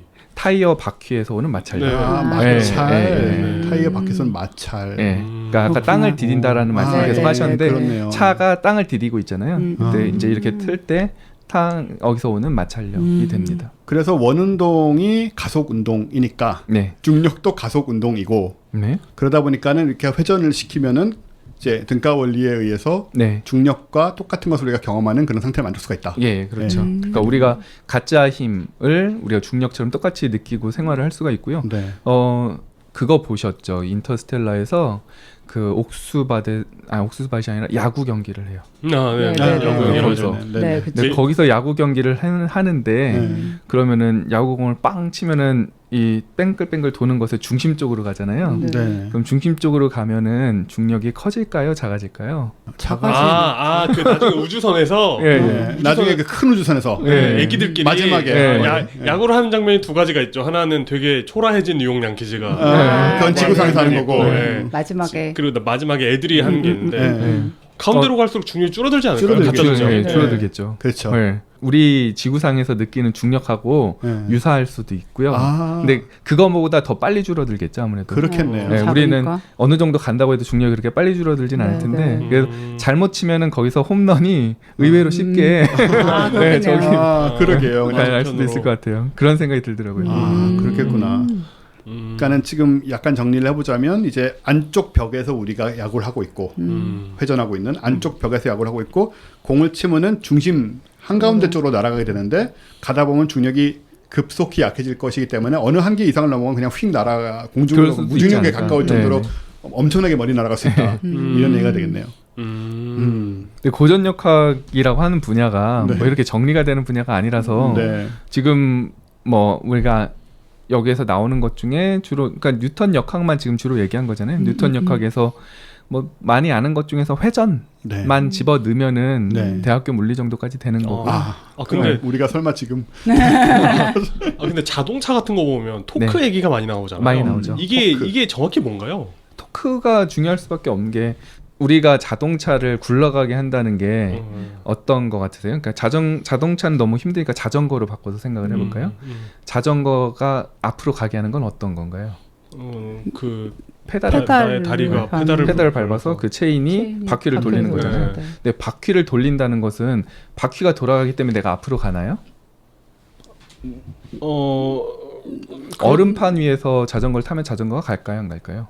바퀴가 계속 그 얼음의 제자리로 그 돌면 얼음의 안 가겠죠. 재질에 따라 예. 그러니까 재질에 따라 우리가 돌린다고 하는 게 아. 돌려서 그냥 가는 게 아니라, 그러니까 그게 바닥하고의 마찰에 의해서 마찰을 토크가 생겨야 돼요. 그러니까 네. 요 딱 닿는 그 바퀴의 점에서 이 체인을 돌려서 내가 이 바퀴를 돌아가려고 하는 게 바퀴 축을 중심으로 도는 게 아니라 바퀴가 땅에 닿은 닿는 점을 중심으로 바퀴가 굴러가는 거예요. 그래서 그렇게 봐야 그 되는구나. 토크가 있어야지 네. 앞으로 가는 거거든요. 그 회전에 해당하는 각 운동량을 만들어낼 수 있는 그 힘의 크기를 토크라고 하는 거죠. 그러니까 회전하는 힘인 건가요? 네, 토크가 힘의 회전 운동에 해당하는 양이 바로 토크예요. 그러니까 우리가 선형 운동에는 가속을 주려면은 힘을 줘야 되잖아요. 네. 회전 운동에는 회전 각속도, 그러니까 회전 각가속도를 만들어 주려면 토크를 줘야 돼요. 그 토크가 회전 가속도를 만드는 힘을 토크라고 하는. 네네네. 그러니까 우리가 선형에서는 속도가 있고 네. 가속도가 있듯이 회전에서는 각속도와 각가속도가 있어요. 근데 그 각가속도를 만들어내는 게 바로 토크고요. 큰 토크를 주는 방법은 힘을 우선 세게 한다. 그 다음에 그거 말고는 회전팔을 굉장히 길게 해서 힘을 준다. 그래서 예를 들어서 렌치로 뭐 이렇게 조일 때 네, 해보면은 똑같은 힘이더라도 렌치를 갖다가 좀 긴 걸 갖다 쓰면은 그렇죠. 쉽게 조일 수 있고요. 네. 혹은 쉽게 풀 수 있고요. 그리고 드라이버 쓰시잖아요. 드라이버 쓸 때 헤드가 좀 큰 녀석을 해야지 좋은 이유는 손으로 이렇게 토크를 주시는 건데 헤드가 크면은 그게 더 세게 작용할 수가 있는 거죠. 각 운동량을 만드는 가속도. 네네. 각 가속도를 만드는 힘이 토크. 그게 바로 힘. 네. 힘도 벡터듯이 토크도 벡터예요. 조심스럽게 벡터 얘기를 좀 하자면. 네. 벡터가 나오면은 이렇게 멘붕이 오지만. 벡터구나. 네. 지금 렌치가 길어지는 거요. 네네. 그것도 면적 속도랑 관련이 있나요? 각 운동량이라고 하는 것을 뭐 굳이 끼워서 하면은 똑같은 원리입니다. 그런 거죠. 네네네. 재밌네요. 네. 제가 하나만 더 여쭤보고 싶은데 아 좋습니다. 우리가 이게 되게 헷갈리는 것 같아요. 많은 분들이 다른 얘기를 하는 거 제가 봤어요. 네네. 심지어 과학계 계신 분들조차도 네네네. 우리 지구의 이제 로켓이 탈출하는 속도, 네네. 탈출 속도. 제가 알기로는 초속 11.2km가 뭐 이 정도는 걸로 알고 있는데 네네. 이 탈출 속도라는 것은 우리가 이 속도를 넘어가지 못하면 지구 중력권을 아예 도로 잡힌다. 절대로 벗어날 수 없는 건가요? 네. 그러면 예를 들어서, 그러니까 제가 어떤 얘기를 들었냐면 탈출 속도는 자유낙하 상태, 그러니까 네. 오비팅 상태 있잖아요. 네네. 엔진을 안 켜고 예예예. 그 오비팅 상태에서만 의미가 있는 것이고 네. 로켓을 뿜어서 계속 올라가면 네네. 그냥 자연스럽게 벗어날 수 있다는 얘기를 누가 했었어요. 아 그게 좀 조심해야 되는 게요. 네네. 우리 지구가 있으면은 지구의 어떤 중력장이 있잖아요. 네. 지구의 중력장을 상상을 해보면은 만유인력의 법칙이 거리의 제곱에 반비례하는 네네. 힘인 것처럼 네. 지구가 있는데 아주 멀리 있더라도 거리의 제곱에 반비례할 뿐이지 아주 미미한 힘은 작용할 거 아니에요. 네네. 그죠? 그런데 우리 지구 표면으로부터 거리의 제곱에 반비례하는 힘이 무한대까지 간다고 가정하고서 적분을 해보면은 네. 우리가 무한대인 점에서의 위치 에너지를 0으로 삼고 아. 거꾸로 적분해보면은 지금 지구 표면에서 위치 에너지가 마이너스 얼마인지를 계산할 수가 있어요. 오.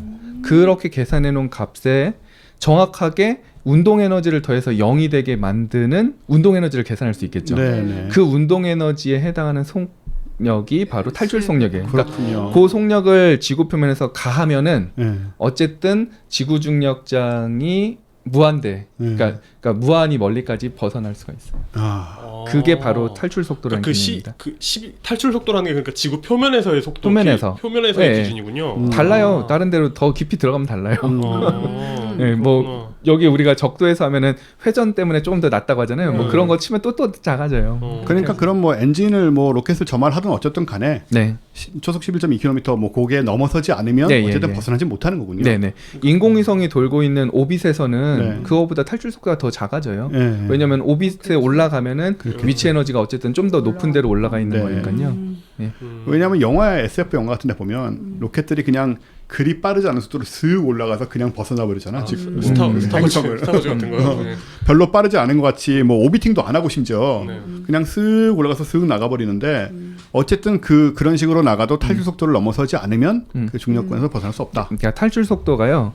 처음에 지구 표면에서 빵 하고 쏴주고 아무런 가속 안 했을 때 아. 그렇게 생각하면 돼요. 그러니까 여기에 대해서 혼란이 있는 거예요. 네네네. 계속 에너지를 가한다고 하면은 네. 뭐 천천히 계속 가해서 갈 수 있죠, 물론. 아, 그럼 탈출 속도를 안 벗어나도 예예, 갈 수 있어요. 아 이게 바로 그분이 한 얘기였어요. 예, 예. 그렇구나. 그리고 이게 우리가 모르는 얘기예요. 아, 그 그래요? 일반인들 모릅니다. 네, 그러니까 예. 제가 말씀드린 것처럼 지구 표면에서 운동 에너지를 네네. 계산해서 V로 바꾼 거예요. 아 그럼 그 V로 바꾼 거 그냥 그 뭐 예를 들어서 야구공을 내가 여기서 서서 지구 탈출 속도로 던지잖아요. 그럼 네. 그 야구공은 지구 중력권에서 벗어날 수 있는 거예요. 아. 벗어났다는 게 무한히 멀리 떨어질 수 네, 있다는 네. 초속 네네. 11.4km. 네네네. 아, 근데 야구에다 아무런 공에 예를 들어 엔진을 달아서 달면은 뭐 그냥 천천히 네. 던져도 네, 돼요. 천천히 중간중간에 나갈 수 계속 있어요. 네, 가속을 뭐 하면 에너지가 계속 있으면. 파토님이 하신 말씀이 뭔지 알겠어요. 막 그렇죠. 아. 수호의 뭐 27, 뭐 아니 뭐 F22 이런 거 막 이렇게 막 코브라 기동하는 거 되게 느리게 이렇게 수직으로 올라가고 있거든요. 네, 저런 식으로 나갈 수 있느냐 저 우주공간으로. 속도로 연료가 이럴 때는. 무한하고 네. 산소가 무한히 공급된다면 그러니까. 저렇게 지구 밖으로 나갈 수 있는 거 그게 아니야? SF에서 나오는 그 우주선들 거대한 그쵸? 우주선들이 네, 나가는 네. 방식이거든요. 네, 네, 네. 회전하다가 뭐 슉 나가지 않는단 말이죠. 그건 가능은 하다. 계속 가능하다. 가속을 하면. 예, 예, 예. 다시 정리하겠습니다. 이거 왜냐하면 되게 헷갈리는 부분이에요.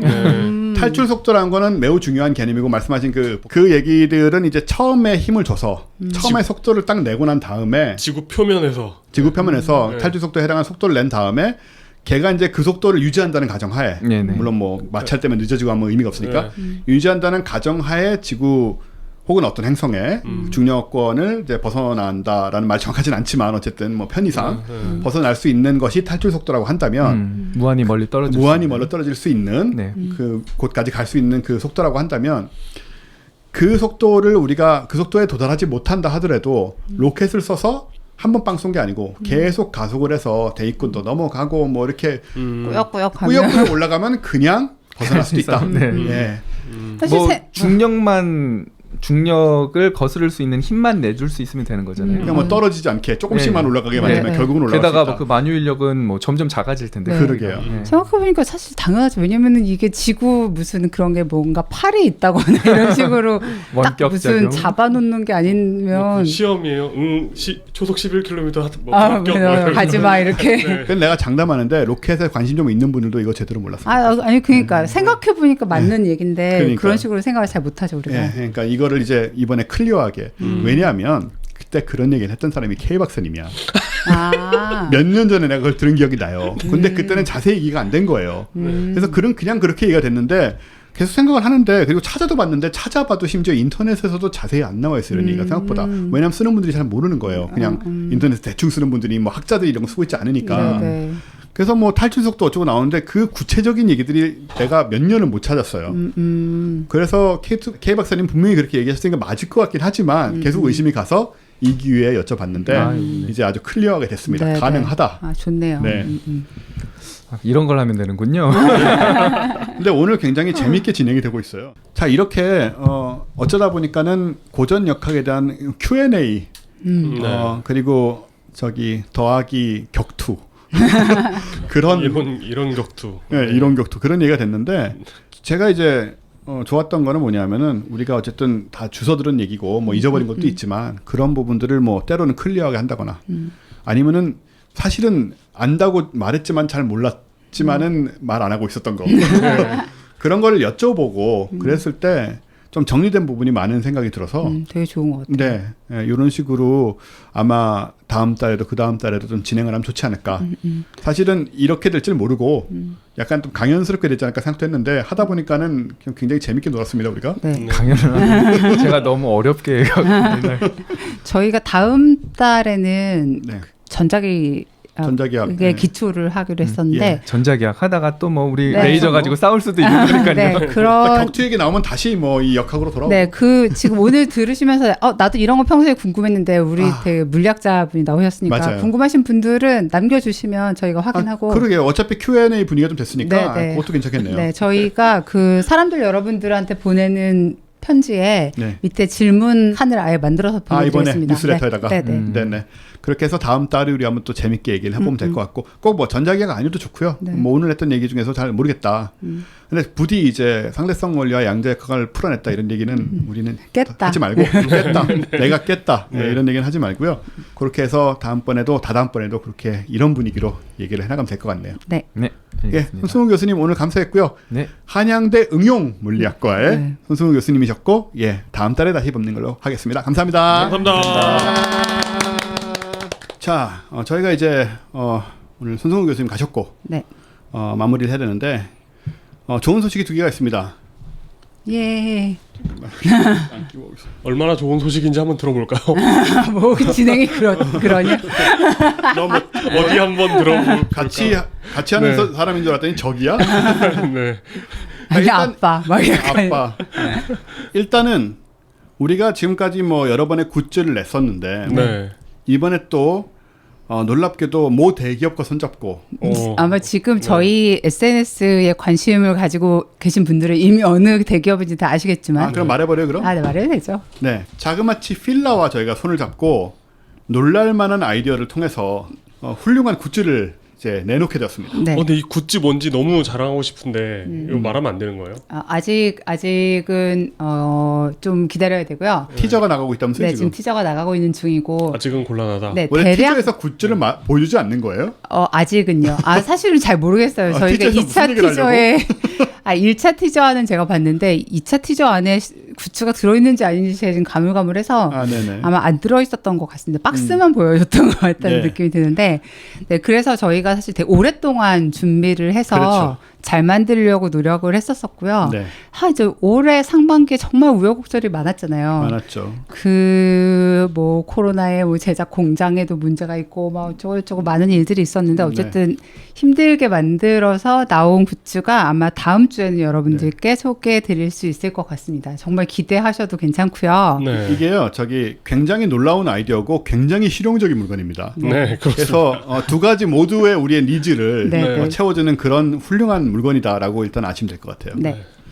네, 판매는 저희가 31일부터 시작할 것 같은데요. 네. 어쨌든 한 보시면 안 살 수가 없다 이거는. 네. 예, 안 사고 배길 수가 없는 그런 물건이에요. 네, 그렇습니다. 네. 예. 그리고 정말 뭐 집에 우리가 몇 개씩 갖고 있어도 다 쓸 수 있는 그런 혼자 사는 사람이 아닌 한 1인당 이제 네. 하지만 진해라면 혼자 살아도 여러 개가 필요할 수 있죠. 진해. 네. 예, 진해가 혹시 듣고 계시면 여러 개를 혹은 뭐 새우도 가능하고. 네. 자, 기대해 주시기 바라고요. 네. 그리고 저희가 다음 주 삼태성즈가 없고 네. 삼태성즈 이럴 때 원래 없어지는 거니까 네. 대신에 저희가 굉장히 소중한 귀중한 초대 손님을 모시게 됐습니다. 바로 예전에 제가 과학 같은 소리 한 해로 함께 한번 네. 네. 하셨던 김민영 교수님인데 네. 네, 그렇습니다. 예, 수학 전공하신 네. 김민영 교수님이 당시에는 옥스퍼드대 교수님이셨는데 지금은 영국의 워릭대로 옮기셨고 놀랍게도 수학 대중화를 담당하는 석좌 교수가 되셨어요. 석좌 교수. 그 워릭대에서도 수학 대중화 석좌 교수는 처음이라고. 예. 일대 석좌 수학 대중화 석좌 교수. 그렇죠. 그 전까지만 해도 뭐 수학 대중화 이런 것까지 이렇게 신경을 안 쓰던 시절이었을 테니까. 그래서 그런 자리를 맡게 되셔서 수학 대중화와 관련돼서 더 이제 중책을 맡게 되신 거죠. 네, 네. 사실 그래서 저희가 지난번에 한번 모셨었는데 파토님과 용 기자님과 저도 마찬가지지만 그때 저희가 태어나서 처음으로 약간 수학 천재 취급을 받았잖아요. 정말 사소한 얘기를 해도 다 네, 훌륭하다고 되게 막 해주시고. 격려해 주시고 막 이래가지고 네, 그 어떤 기억을 잊지 못하고 한 번 더 모시기로 했습니다. 네. 저에게는 누구라도 노력만 하면 수학 박사학위를 딸 수 있다고. 그런 얘기를 막 하셨죠, 함부로. 박사학위 뭐 열심히 조금만 하면 된다는 식으로 그래서 얘기하시고. 그래서 아마 그때 제가 우리 그런 얘기 한번 했었던 것 같은데 그 당시에는 이제 막 첫 책을 내시고 그렇게 이제 그렇죠. 수포자들을 많이 만나지는 않으셨을 때였던 것 같은데 수학이 필요한 순간이었죠. 네. 네. 근데 지금은 또 그 생각이 어떻게 바뀌셨는지 네. 많은 수포자들을 만나시면서 막상 대중화를 하시면서 또 많이 치셔서 네, 느끼시는 게 또 다르게 네, 또 있을 우리한테 것 이렇게 같아요. 좋은 얘기 안 해주고 있어요. 네, 그래서 다음 주에는 저희가 김민영 교수님과 함께 시간을 꾸며보도록 하겠습니다. 네. 기대가 됩니다. 예, 뭐 당연히 공개 방송은 아니고요. 네. 이 스튜디오에서 이렇게 기존에 하던 방식과 비슷하게 진행을 하려고 합니다. 많이들 기대해 주시고요. 그밖에 뭐 혹시 할 얘기 있나요, 우리? 네, 여러분들 그냥 건강하게 네, 맞습니다. 물리적 거리를 잘 유지하시면서 네. 손을 닦고 마스크를 쓰는 일을 잊지 마시면서 3, 4월 그 시절의 긴장감을 다시 가져야 될 것 같아요. 사실 요즘 뭐 다들 조금씩 풀린 느낌이 있는데 근데 진짜 피곤하긴 하네요. 너무 이런 힘들죠. 피곤합니다. 맞아요. 힘들어요. 네. 우리도 우리지만은 이제 당장에 그 먹고 사는 게 바로 걸린 분들이 많은데 네. 지금 뭐 이렇게 일부의 어떤 문제 때문에 다시 뭐 팬데믹 상황이 돌아오는 더 강화되는 느낌이 있어서 네. 걱정이 많고요. 어쨌든 합심해서 이겨내고 또 과학과 의학을 믿자. 예, 뭐 빌리브 하자는 게 아니고 트러스트 하자는 거죠. 신용하자. 왜냐하면 많은 증거를 보여왔고 많은 성과를 보여왔습니다. 거기에 대해서 우리가 느낌대로 기분대로 뇌피셜로 이건 안 입네, 뭐 이건 안 맞네 그렇게 얘기해봤자 아무 소용도 없거든요. 사실 좀 그런 점. 네. 예. 빨리 백신도 좀 나오고. 백신도 네. 나오고 뭐 지금 네. 연구 많이 하고 있다고 하니까 지금 학생들 어린이들 너무 불쌍합니다. 네, 진짜 그러게 말입니다. 그렇죠. 그리고 물론 이제 육아를 하고 있는 부모님들. 부모님들 너무 불쌍하고. 네. 예, 이용 기자 표정이 지금 흑빛으로 변했는데 네. 건강이 가장 중요합니다. 건강 그리고 우리 지금 상태에선 더더욱이나 과학과 의학을 신용하는 것이 우리의 건강과 직결된다라는 거 잊지 마시고요. 저희는 다음 주에 다시 뵙겠습니다. 감사합니다. 감사합니다.